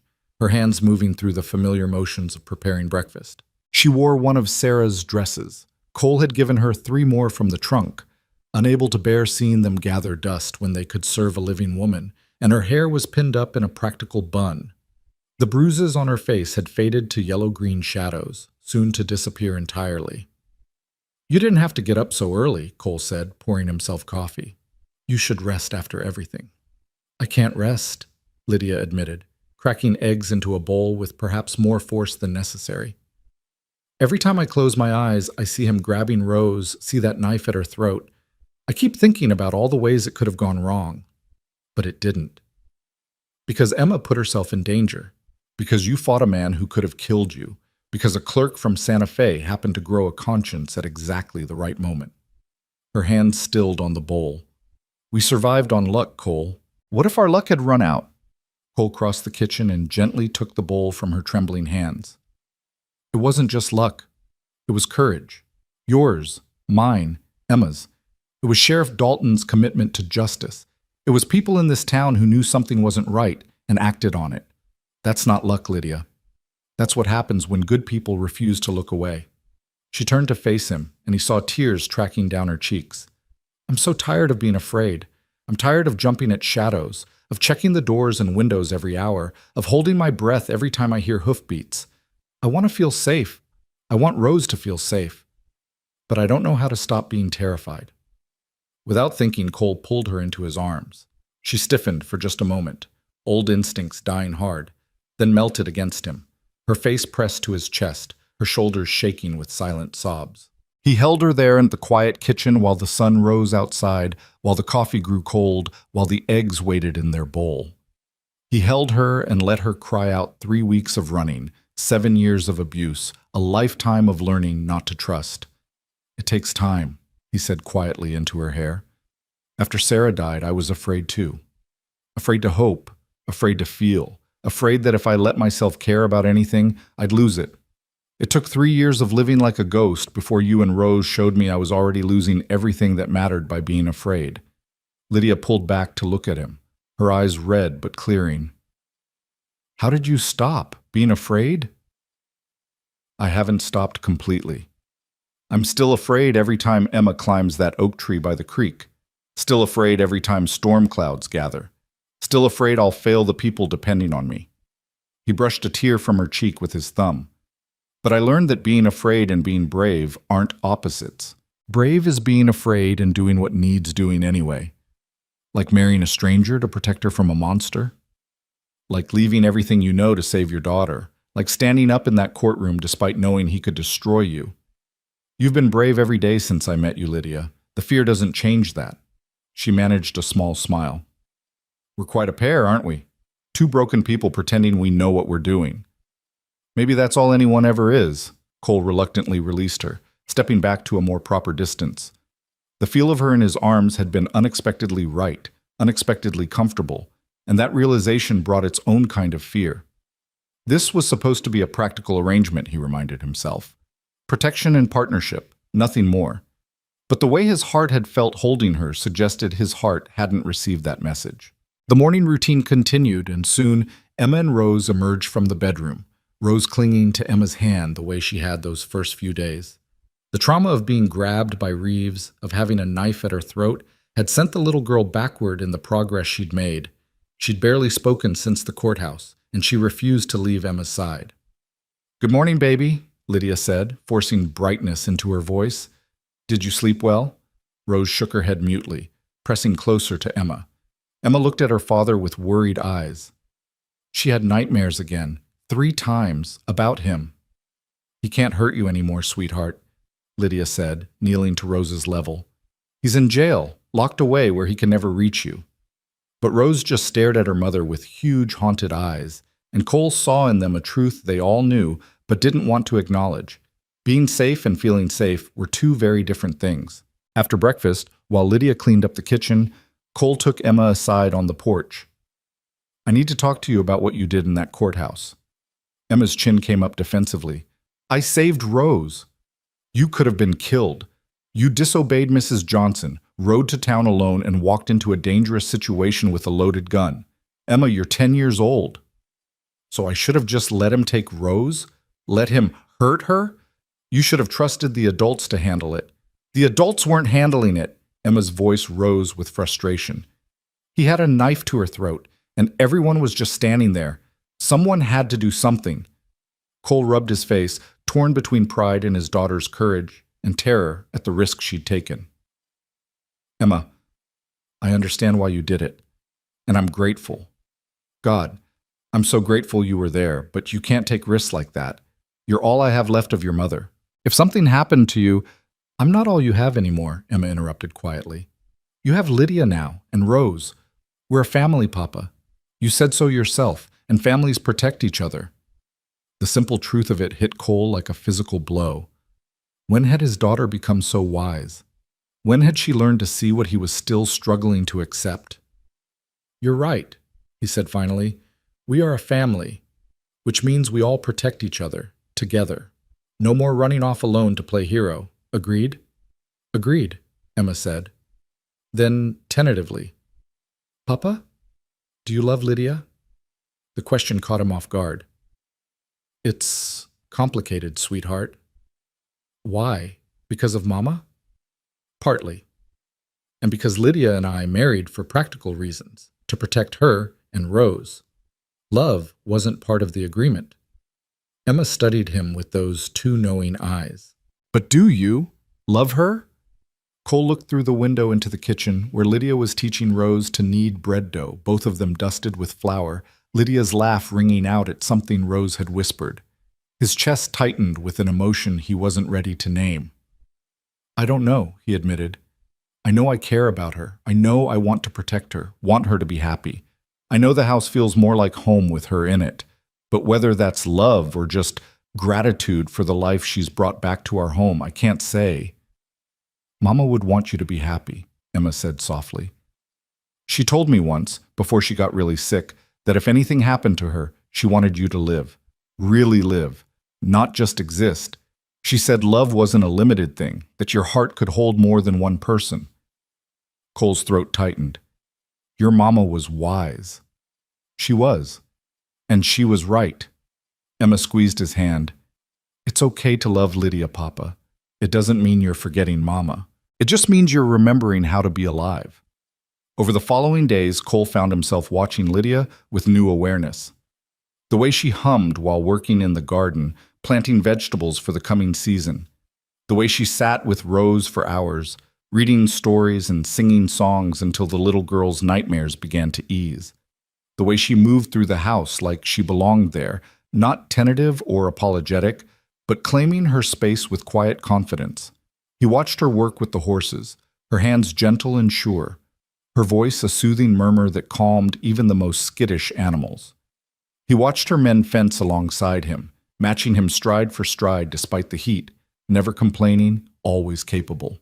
He watched her with Emma, treating his daughter not as a burden but as a gift, teaching her things Sarah would have taught her, how to make perfect pie crust, how to braid hair in intricate patterns, how to read the sky for weather. And slowly, reluctantly, he began to acknowledge what Emma had seen immediately. He was falling in love with his wife. The realization terrified him. Loving Lydia meant being vulnerable again, meant risking the kind of devastating loss he'd barely survived with Sarah. It meant crossing the carefully drawn boundaries of their practical arrangement into territory that could complicate everything. It meant potentially being rejected, because nothing in their agreement required Lydia to return his feelings. So he said nothing. He kept his growing feelings locked tight behind his ribs and focused on the work of running the ranch, of building the life they'd claimed together. But Lydia, he was coming to learn, was more perceptive than he'd given her credit for. 3 weeks after the courthouse confrontation, they were working together to bring the cattle down from the higher pastures for spring branding. It was hard work, hot and dusty, requiring long hours in the saddle and constant attention. They'd been at it since dawn, and the sun was past its zenith when Lydia called for a break near a small spring in a cottonwood grove. They dismounted and let the horses drink, then settled in the shade with canteens and the lunch Lydia had packed. For a while they ate in comfortable silence, listening to the cattle settle and the cottonwood leaves whisper overhead. Cole, Lydia said finally, can I ask you something? Of course. Are you happy with this arrangement, I mean, with me and Rose being here? He looked at her surprised. Why would you ask that? Because you've been different lately, distant, and I wonder if maybe you're regretting taking us in, regretting the marriage. I'd understand if you were. You signed up to help a stranger, not to take on a lifetime commitment to a woman with more problems than assets. Lydia, no. Cole set down his canteen and turned to face her fully. I don't regret it, not for a second. Then why do you keep pulling away?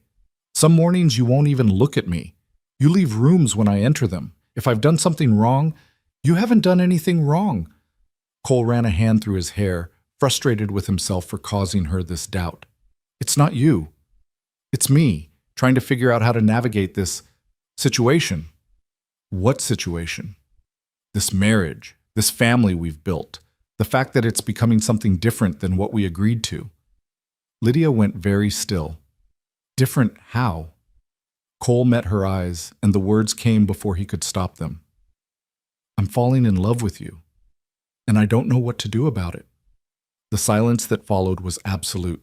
A hawk cried overhead, the cattle lowed in the distance, the spring bubbled over stones, but between Cole and Lydia there was only stunned quiet. You're... Lydia's voice was barely a whisper. You're what? I know it wasn't part of our agreement. I know you married me for protection, for Rose's sake. I'm not asking you to feel the same way, He stood, needing to move, needing to do something with the nervous energy flooding his system. I needed to be honest. You asked why I've been distant, and that's why.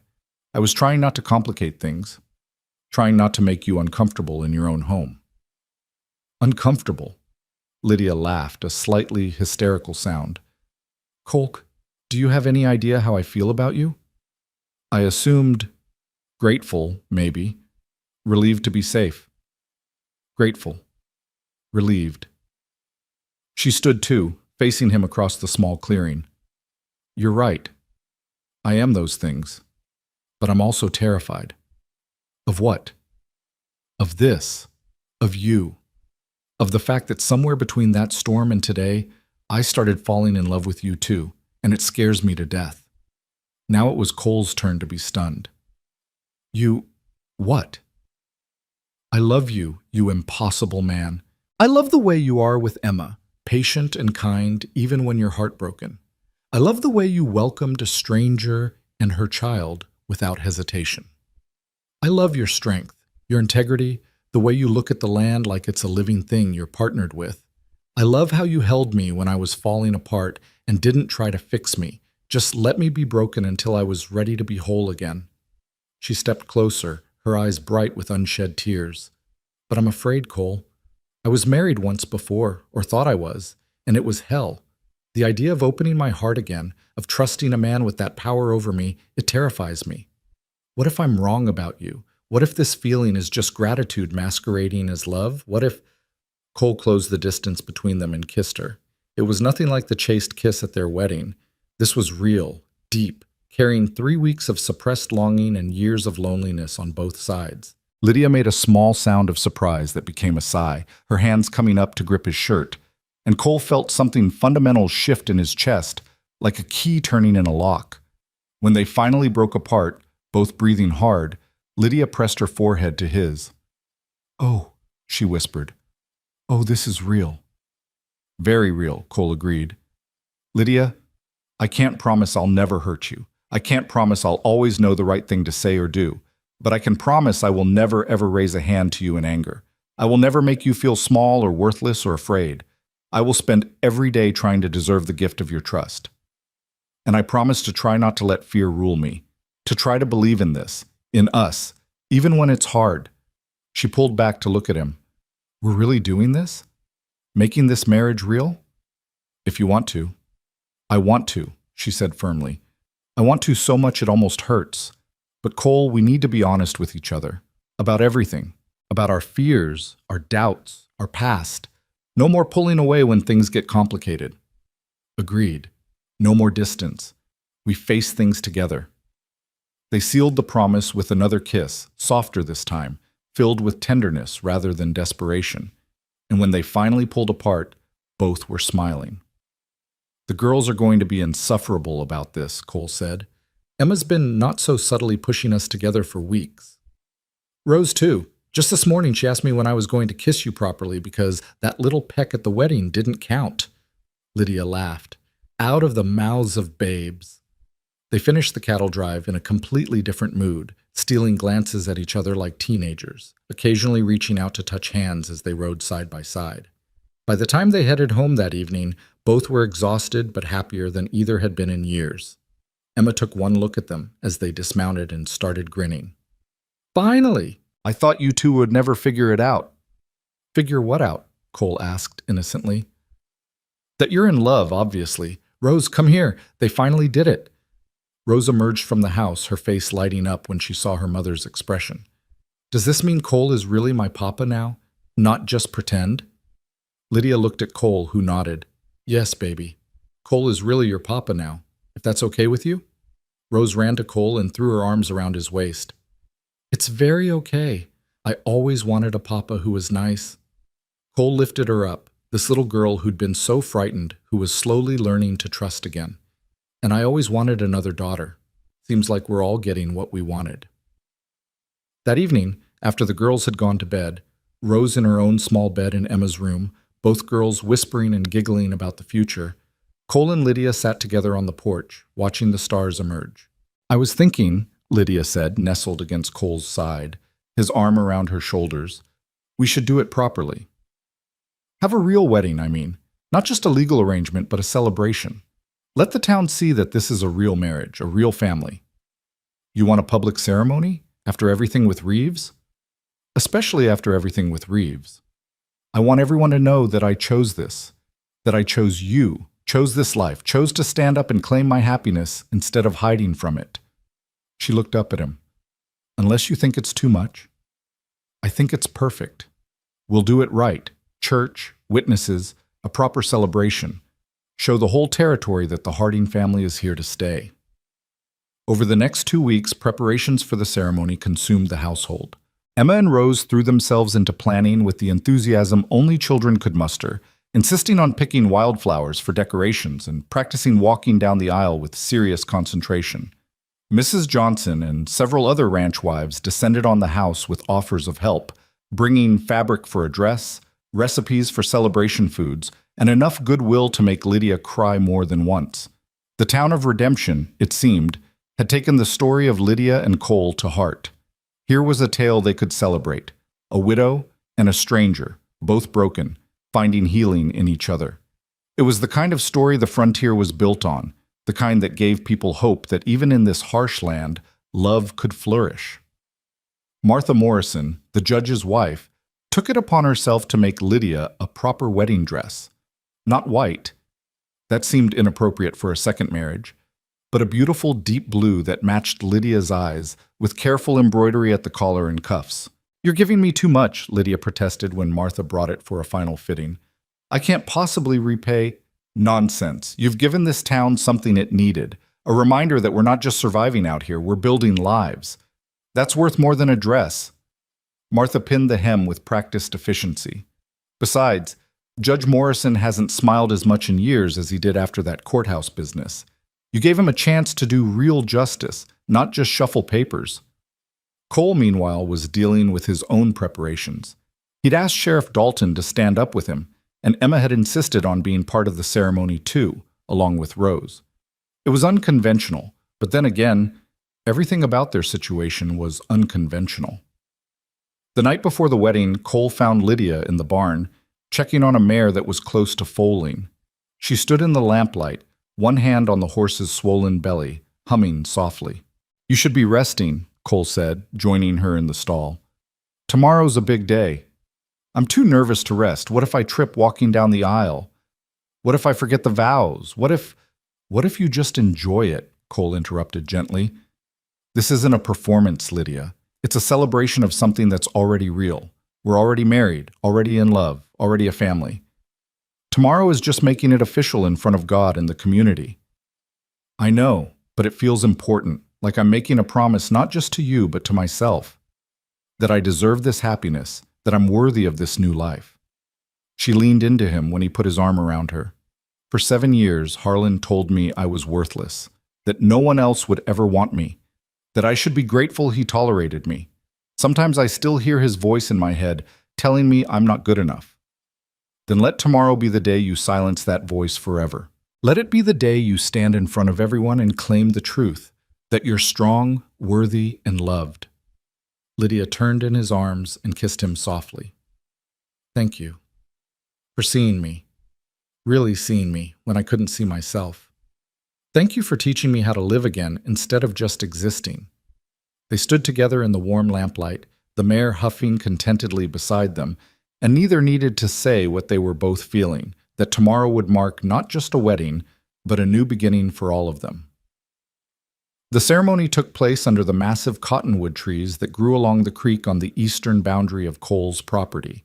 The trees were ancient, their branches spreading wide to create natural cathedral, and someone had strung lanterns in the branches that would glow as evening fell. Nearly the whole town turned out, along with ranchers from the surrounding area. Cole stood at the makeshift altar, a simple wooden platform draped in white cloth, with Emma and Rose on either side of him, both girls wearing new dresses and looking solemn with the importance of their roles. Sheriff Dalton stood beside Cole, looking uncomfortable in his Sunday best, but smiling. "Never thought I'd see the day," he murmured.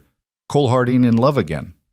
"Neither did I," Cole admitted, "but here we are." The small group of musicians, a fiddle, a guitar, and Mrs. Baker's surprisingly lovely voice began to play, and the gathered crowd turned to watch Lydia walk down the aisle. Cole's breath caught in his throat. She was beautiful, not in the fragile, decorative way Harlan Reeves had demanded, but in a way that spoke of strength and dignity. The blue dress flowed around her as she walked, her head held high, her eyes locked on Cole's. No one led her down the aisle. She walked alone, claiming this choice as her own, and there was power in that independence. When she reached the altar, Cole took her hands, and they turned together to face Reverend Matthews, who'd ridden in from Santa Fe to perform the ceremony. "Dearly beloved," the Reverend began, his voice carrying across the gathered assembly, "we are here today to witness the union of Cole Harding and Lydia Marsh in holy matrimony. This is a union already blessed by law, but today we ask for God's blessing as well, and we ask this community to stand witness and offer their support." He looked at the crowd. "If anyone knows any reason why these two should not be joined, speak now or forever hold your peace." The silence was absolute. No one would dare object, not after what the town had witnessed in the courthouse. "Very well." Reverend Matthews turned to Cole. "Cole Harding, do you take Lydia to be your wife? Do you promise to love her, honor her, cherish her, in sickness and in health, in plenty and in want, for as long as you both shall live?" "I do," Cole said clearly, his voice strong. "I promise all of that and more. I promise to see her, to value her, to stand beside her as an equal partner in all things. I promise to protect her, not because she's weak, but because love means shielding each other from the storms. And I promise to build a life with her that honors both our pasts and embraces our future." Lydia's eyes glistened with tears, and her voice trembled slightly when Reverend Matthews turned to her with the same question. "I do," she said. "I promise to trust you with my heart, even though trust doesn't come easy to me anymore. I promise to be your partner, your friend, your confidant. I promise to bring all of myself to this marriage, the broken parts and the healing parts, the fears and the hopes. And I promise to love not just you, but the family we're creating together, with everything I have." The Reverend smiled. "The rings?" Emma stepped forward, presenting 2 simple gold bands on a small cushion. Cole and Lydia had chosen matching rings, symbolic of their equal partnership. Cole slipped the ring onto Lydia's finger. "With this ring, I thee wed." Lydia did the same, her hands steady now. "With this ring, I thee wed." "Then by the power vested in me by God in the territory of New Mexico, I pronounce you husband and wife. Cole, you may kiss your bride." This kiss was different from all the others. It was a promise made public, a claiming done in the sight of witnesses, a declaration that they belonged to each other by choice and by love. The crowd erupted in cheers and applause, Emma and Rose jumping up and down with excitement. As they broke apart, both smiling, Reverend Matthews raised his voice over the celebration. "Ladies and gentlemen, I present to you Mr. and Mrs. Cole Harding, and their daughters, Emma and Rose. The emphasis on their daughters was intentional, and Lydia squeezed Cole's hand gratefully. This was what she'd wanted, public recognition that Rose was part of this family, that Emma and Rose were sisters, that the four of them were bound together not just by law, but by love. The celebration that followed was everything a frontier wedding should be. Tables laden with food, music, and dancing, laughter and joy. Emma and Rose danced together until they collapsed in giggles, then begged the adults to dance too. Cole hadn't danced since Sarah died, but he swept Lydia into his arms and moved with her across the grass beneath the cottonwoods, both of them laughing at his rusty skills. As the sun set and the lanterns glowed to life in the trees, creating a magical canopy of light, Sheriff Dalton approached them with news that made the celebration complete. "Just got word from Santa Fe," he said. "Harlan Reeves pleaded guilty to all charges. He's going to prison for 15 years minimum, possibly longer. The judge threw the book at him. Fraud, assault, attempted kidnapping, everything. He's done, Lydia. He'll never hurt you or Rose again." Lydia sagged against Cole in relief. "It's really over. Truly over." "It is," Dalton confirmed. "You're free to live your life without looking over your shoulder." As Dalton walked away to join the celebration, Lydia turned in Cole's arms and kissed him deeply, not caring who saw, not hiding her joy or her love or her overwhelming relief. "We did it," she whispered against his lips. "We survived. We won." "We did more than survive," Cole said. "We built something beautiful out of the ashes. We found each other in the darkness and created light." They danced until the stars filled the sky, until Emma and Rose were carried home sleeping by sympathetic neighbors, until the last of the guests departed with promises to visit soon. And when they finally stood alone beneath the cottonwoods, the lanterns burning low, Lydia looked at the life they'd built and felt something she hadn't felt in 7 years. Complete, perfect peace. "Take me home, husband," she said softly. "Gladly, wife." They walked back to the ranch house hand in hand, ready to begin their life together not as strangers bound by necessity, but as partners bound by choice, love, and the unshakable conviction that they were exactly where they belonged. The first light of dawn filtered through the bedroom curtains, painting everything in soft gold, and Cole woke to find Lydia already awake beside him, her head propped on one hand, watching him with a gentle smile. "How long have you been awake?" he murmured, reaching up to tuck a strand of hair behind her ear. "A while. I keep thinking I'll wake up and discover this is all a dream, that I'm still running, still afraid, still alone." Her voice was soft but steady. "But then I see you, and I know it's real. We're really here. We're really safe. We're really married," Cole added, pulling her closer. "Properly married now, in every way that matters." They lay together in the quiet morning, neither wanting to break the spell of peace that had settled over them. For the first time in 3 years, Cole felt whole again, not replacing what he'd had with Sarah, but creating something new and equally precious. Different love, but no less real. A soft knock on the door interrupted the moment. "Papa? Lydia?" Emma's voice came through the wood. "Rose and I made breakfast. Well, we tried to make breakfast. You should probably come check before anything catches fire." Cole and Lydia exchanged amused glances and dressed quickly, emerging to find the kitchen in cheerful chaos. Emma stood at the stove, carefully monitoring a pan of eggs that were only slightly burned, while Rose arranged wildflowers in a jar on the table, her tongue caught between her teeth in concentration. "We wanted to surprise you," Emma said, "since it's your first morning as really truly married people." "Consider us surprised," Lydia said, surveying the slightly scorched eggs, lopsided biscuits, and flowers that shed petals across the tablecloth. "And very, very touched." They sat together as a family, eating breakfast that tasted perfect despite its imperfections, and Cole felt something settle in his chest that he hadn't even realized was unsettled. This was what home was supposed to feel like, messy and real and filled with love.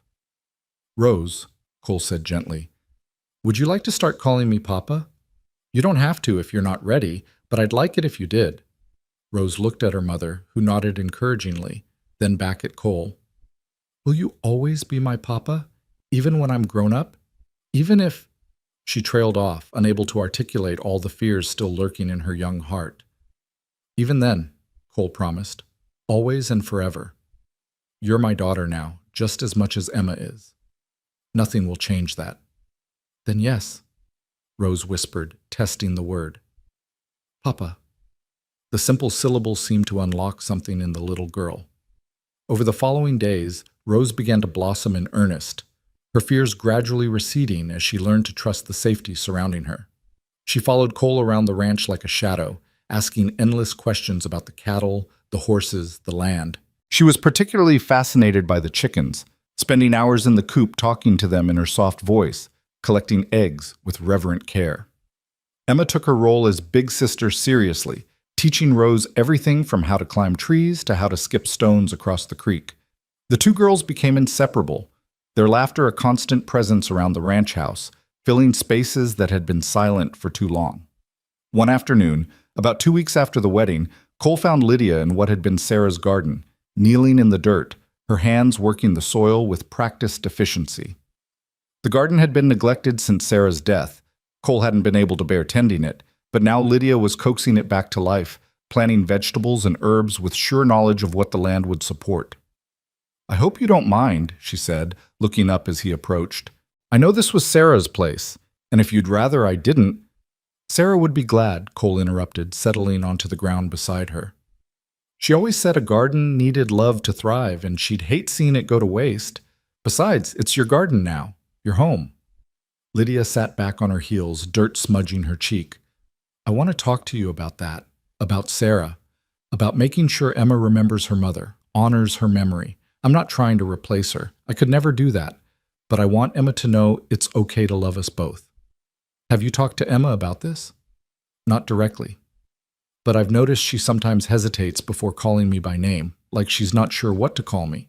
And I've seen her looking at the picture of Sarah in your room with such longing. Lydia's voice was gentle but concerned. I don't want her to feel like loving me means being disloyal to her mother. Cole was quiet for a moment, thinking about the conversation he'd had with Emma on the porch weeks ago, about how Sarah had told her that love wasn't limited. Let me talk to her, he said finally. But Lydia, you're not a replacement. You're something new, something we needed. Emma knows that. We all do. That evening, after supper, Cole asked Emma to walk with him to the creek. They settled on a flat rock that overlooked the water, watching the sun paint the sky in shades of orange and purple. Emma, I want to talk to you about your mama, about how you're feeling with Lydia and Rose here now. Emma picked up a small stone and tossed it into the water, watching the ripples spread. I'm happy, Papa. Happier than I've been since Mama died. Is that wrong? Wrong? Why would it be wrong?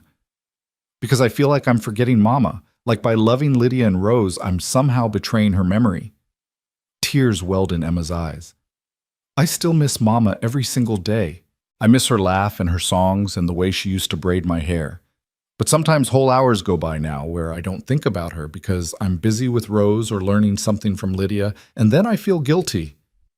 Cole pulled his daughter close. Your mama told me something once when we first found out she was sick. She said she wasn't afraid of dying. She was afraid of being forgotten. I told her that could never happen, that we'd carry her with us always. And we do, Emma. Every time you climb that oak tree she loved, every time you're kind to someone who needs help, every time you laugh, you're honoring her memory. But what about Lydia? Is it okay to love her too? Your mama would want you to. She told me once that if anything happened to her, she hoped I'd find someone else to love, because love wasn't something that diminished by being shared. It grew. Cole turned Emma to face him. Loving Lydia doesn't mean you love your mama less. Your heart is big enough for both of them, and your mama would be so proud of the young woman you're becoming, of how you've welcomed Rose and Lydia into our family. Do you think Mama can see us, wherever she is? I hope so. And if she can, I think she's smiling, because we're not just surviving anymore, Emma. We're living again, and that's what she always wanted for us. Emma threw her arms around Cole's neck and held on tight. I love you, Papa, and I love Lydia, too. Is it okay if I start calling her that? Lydia? Or would she want me to call her something else? Why don't you ask her? I think she'd like that conversation. The next morning, Emma approached Lydia as she was hanging laundry, her expression serious. Can I talk to you about something? Of course, sweetheart. What's on your mind? Emma helped fold a sheet, clearly gathering her courage. I wanted to ask what I should call you. You're married to Papa now, which makes you my stepmother, I guess. But that feels too formal, and I can't call you Mama because I already had a mama and she died, and I still miss her. Lydia set down the laundry and knelt to Emma's level. Emma, you can call me whatever feels right to you. Lydia is fine. Or if someday you want to call me something else, that's fine too. There's no rush, no pressure. And you're right, you had a mama, and she loved you very much. I'm not trying to replace her. But you're still important to me, Emma said earnestly. You've taught me things and made Papa smile again and helped Rose heal. You're part of our family now. And you're part of mine. You and your Papa gave Rose and me something we thought we'd never have. A real home, safety, love. I thank God every day for that storm that brought us to your door. Emma thought for a moment, then said, What if I called you Lydia most of the time, but sometimes, when it feels right, maybe something else? Would that be okay? That would be more than okay. And Emma? Your mama raised an incredible daughter. I see her in you every day, in your kindness, your courage, your big heart. I hope I can be half the mother to you and Rose that she was to you. You already are, Emma said simply, and hugged Lydia tight. As spring deepened into early summer, the ranch flourished in ways both physical and emotional. The cattle fattened on good grass, the garden produced abundantly, and the house rang with life. Cole and Lydia worked side by side every day, their partnership extending beyond the house into every aspect of ranch management. She had instincts about the land and animals that proved invaluable, and Cole found himself consulting her on decisions he'd once made alone. What do you think about moving the herd to the north pasture next week? He asked one evening as they reviewed the ranch accounts together. I'd wait another week, Lydia said, studying the map of the property. The grass isn't quite ready up there yet. Give it time to strengthen, then move them. We'll get better weight gain that way. You're probably right. Cole made a note. You know, I spent years running this ranch alone, convinced I had to figure everything out myself. It's nice to have a partner. It's nice to be valued as one. Lydia looked up from the ledger. Harlan never wanted my opinion on anything. He said women didn't have the brains for business. I knew more about ranching than he ever did, but he wouldn't listen. His loss. And our gain. Cole reached across the table and took her hand. Have I told you today that I love you? Only 3 times. You're slipping. Then let me remedy that. I love you, Lydia Harding. I love your strength, your wisdom, your laugh, the way you sing when you think no one's listening. I love how you are with the girls, how you've made this house a home again. I love... Papa! Lydia! Come quick! Rose's urgent shout from outside interrupted the moment. They rushed to the door to find both girls in the yard, pointing toward the barn. Belle is having her foal, Emma called. It's happening right now. They all hurried to the barn where the mare was indeed in labor, her sides heaving with contractions. Cole had been expecting this for days, but the timing was perfect, early evening, when they were all home, when the girls could witness the miracle of birth. Stay back and stay quiet, Cole instructed softly.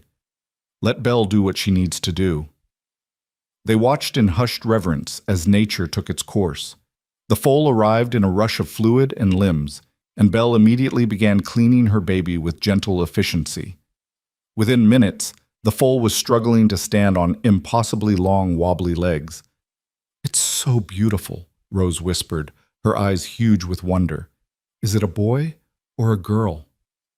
Give her a minute to get steady, then we'll check, Cole said. When the foal finally stood, still shaky but determined, he moved closer to examine it. It's a filly, a girl. Can we name her? Emma asked. I think that's only fair since you two spotted her first. The girls conferred in excited whispers. Then Rose announced, Hope. We want to name her Hope. The adults exchanged glances, both understanding the deeper meaning behind the choice.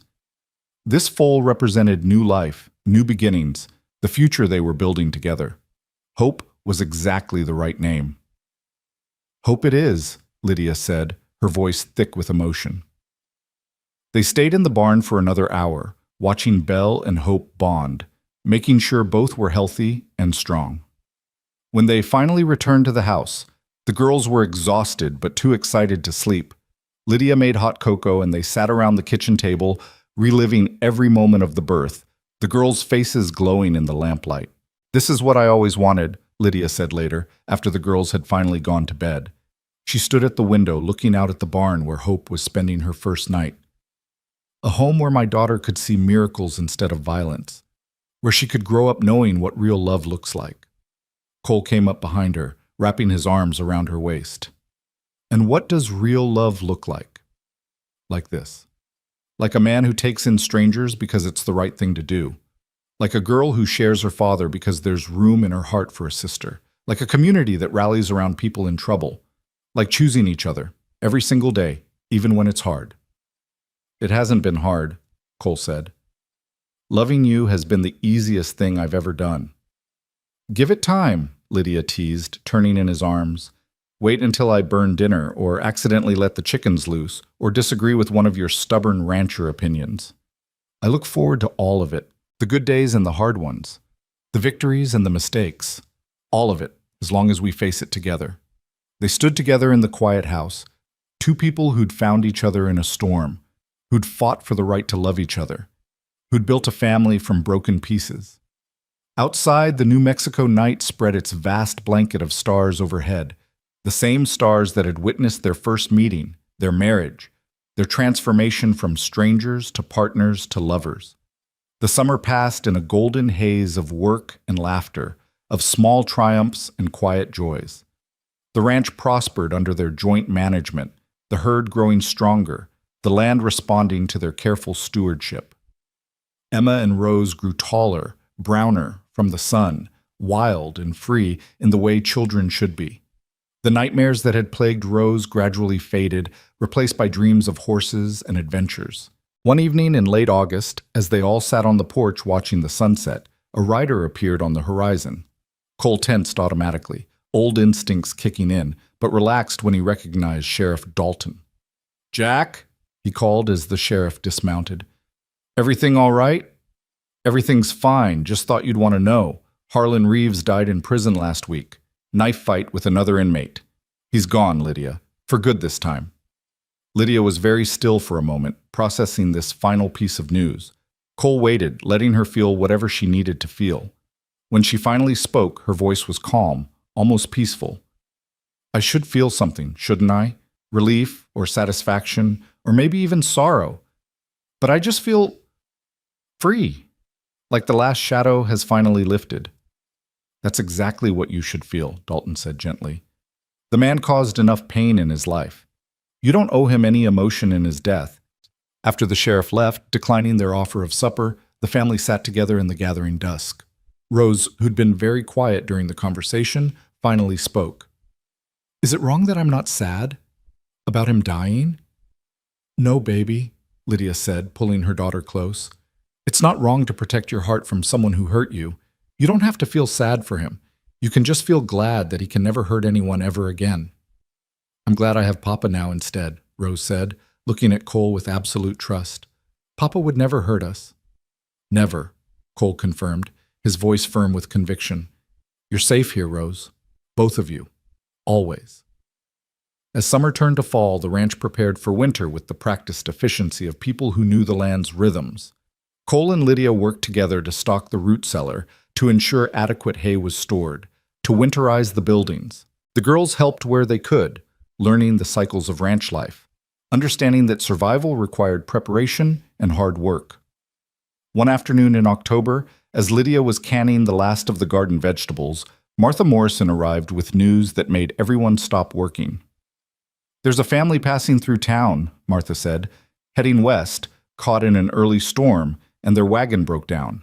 They've got 3 children, all young, and nowhere to stay. The hotel's full with railroad workers, and most folks don't have space. I know it's a lot to ask, but they can stay here," Lydia said immediately, not even looking to Cole for permission. "We have room in the barn, plenty of food. Of course they can stay." Cole smiled at his wife's instant generosity. This woman who'd been a refugee herself not so long ago, now offering shelter to others in need. "I'll ride to town with you, help them get their wagon here." The family, the Mitchells, arrived that evening, grateful and exhausted. Paul and Catherine Mitchell had 3 children under 8, and their wagon had indeed broken an axle, leaving them stranded. They'd been traveling to California, chasing promises of better land, better opportunities. Over the next 3 days, while Paul and Cole worked to repair the wagon, the two families blended together naturally. Catherine helped Lydia with cooking and cleaning, the Mitchell children played with Emma and Rose, and the house rang with even more laughter and noise. On the final evening before the Mitchells were set to continue their journey, Paul pulled Cole aside. "I can't thank you enough for this. We'd have been in real trouble without your help." "Just passing on kindness that was shown to me," Cole said. "Besides, it's what neighbors do out here. We look after each other. That's what I'm hoping to find in California. A place where people care about each other, where a man can build something for his family." Paul looked wistful. "Though I have to say, what you've got here looks pretty good. You've built a real home, Cole, a real family." "I have. Though I can't take all the credit. Most of it goes to my wife. She taught me what home really means." After the Mitchells departed the next morning, laden with extra supplies Lydia had insisted they take, the ranch felt oddly quiet. Emma and Rose moped around, missing the other children, until Lydia sat them down with a proposition. "I've been thinking," she said. "We have this big house, this successful ranch, and so much to be grateful for. What if we used it to help others? What if we became a place where people passing through could find shelter, where families in trouble could catch their breath? We could be a way station, a refuge." "Like you were for us," Emma said, understanding immediately, "when we were lost and scared." "Exactly. We can't save everyone, but we can help some people. Give them what we were given: hope, safety, a second chance." Cole listened to his wife and daughter planning how to turn their home into a beacon for others, and his heart swelled with pride. This was what Sarah would have wanted. This was what love looked like when it was lived out loud, shared with the world instead of hoarded away. "Count me in," he said. "We'll do it together." As autumn deepened and the first snows dusted the mesas, the Harding Ranch became known throughout the territory as a place of sanctuary. Travelers knew they could find shelter there, families in crisis knew they could find help, and slowly, word spread of the rancher and his wife who'd been broken themselves, and now spent their lives helping others piece themselves back together. One December evening, as the family gathered around the fireplace after supper, Rose asked a question that had clearly been on her mind. "Papa, will you tell us the story? About how you and Mama found each other?" Cole looked at Lydia, who nodded encouragingly, and began. "It was a stormy night, the kind where the rain came down so hard you couldn't see 3 feet in front of you. I heard something over the sound of the storm, went outside to check, and there were 2 figures struggling through the mud." He told the story simply, honestly, not hiding the fear or the danger, but emphasizing the choices they'd made, the courage it took, the love that grew from desperation into something beautiful and lasting. The girls listened raptly, even though they knew the story by heart, because it was their story too, the story of how a family was formed not by blood, but by choice. When he finished, Emma said softly, "I'm glad you heard them in the storm, Papa. I'm glad you opened the door." "So am I, sweetheart. Best decision I ever made." "Second best," Lydia corrected, smiling. "The best decision was asking us to stay." "Third best," Emma interjected. "The best was loving each other." They laughed together, arguing playfully about which decision was truly best, and the sound of that laughter filled every corner of the house, chasing away any remaining shadows. Later, after the girls were in bed, Cole and Lydia stood on the porch, wrapped in a thick blanket against the cold, watching snow fall softly across the ranch. "Do you ever think about that night?" Lydia asked. "About how different things could have been if you'd turned us away?" "Sometimes. But then I remember what you said once, that we found each other because we were meant to, that the storm brought us together for a reason. Do you believe that? In fate? In meant to be?" Cole thought about it carefully. "I believe in choice. I believe you chose to keep running when you could have given up. I believe I chose to open that door when I could have stayed safe inside. I believe we chose each other, every day, in 100 different ways. If that's fate, then yes, I believe in it. But I think it's more than that. I think it's courage." "Courage to hope," Lydia said softly, "even when hope seems impossible." Your daughter needs a home. My daughter wants a mother, Cole said, repeating the words he'd spoken to Lydia that day weeks ago when he'd proposed marriage. Those words changed everything. They did, because they were true, and because you were brave enough to say them. You saw what we needed and offered it without hesitation. That's the kind of man you are, Cole Harding. That's why I love you. I love you too, more than I thought possible. You and Rose and Emma, you're my whole world. They stood together in the falling snow, and somewhere inside the house, the girls slept peacefully, safe and loved. The ranch around them was quiet, at rest for the winter, gathering strength for spring. And in that moment, everything was exactly as it should be. The years that followed brought the joys and sorrows common to any life. There were harsh winters and dry summers, cattle losses and good yields, illnesses weathered and celebrations enjoyed. Emma grew into a strong young woman with her mother's compassion and her father's integrity, eventually marrying a neighboring rancher's son and starting her own family. Rose bloomed into a confident girl who knew her worth, who never forgot the darkness she'd escaped, but never let it define her future. Cole and Lydia grew older together, their love deepening with each passing season. They helped dozens of families through the years, offering shelter and guidance to those who needed it, paying forward the grace they'd received. The ranch prospered under their joint stewardship, becoming a model of what could be achieved through partnership and hard work. But more than any material success, what they built was a legacy of love that healed wounds, that created family where blood didn't bind, that proved even the most broken people could find wholeness if they were brave enough to reach for it. On a warm summer evening, many years after that fateful storm, Cole and Lydia sat on their porch, watching their grandchildren play in the yard. Emma's children chased roses through the grass, their laughter echoing across the land. The ranch looked much as it had that first night, sturdy, enduring, home. "Tell us the story, Grandpa," one of the children called. "About the storm, and Grandma Lydia and Aunt Rose." And Cole did, as he had countless times before, because it was a story worth telling, worth remembering, worth passing down. It was a story about courage in the face of fear, about choosing love when hate seemed easier, about building homes from broken hearts.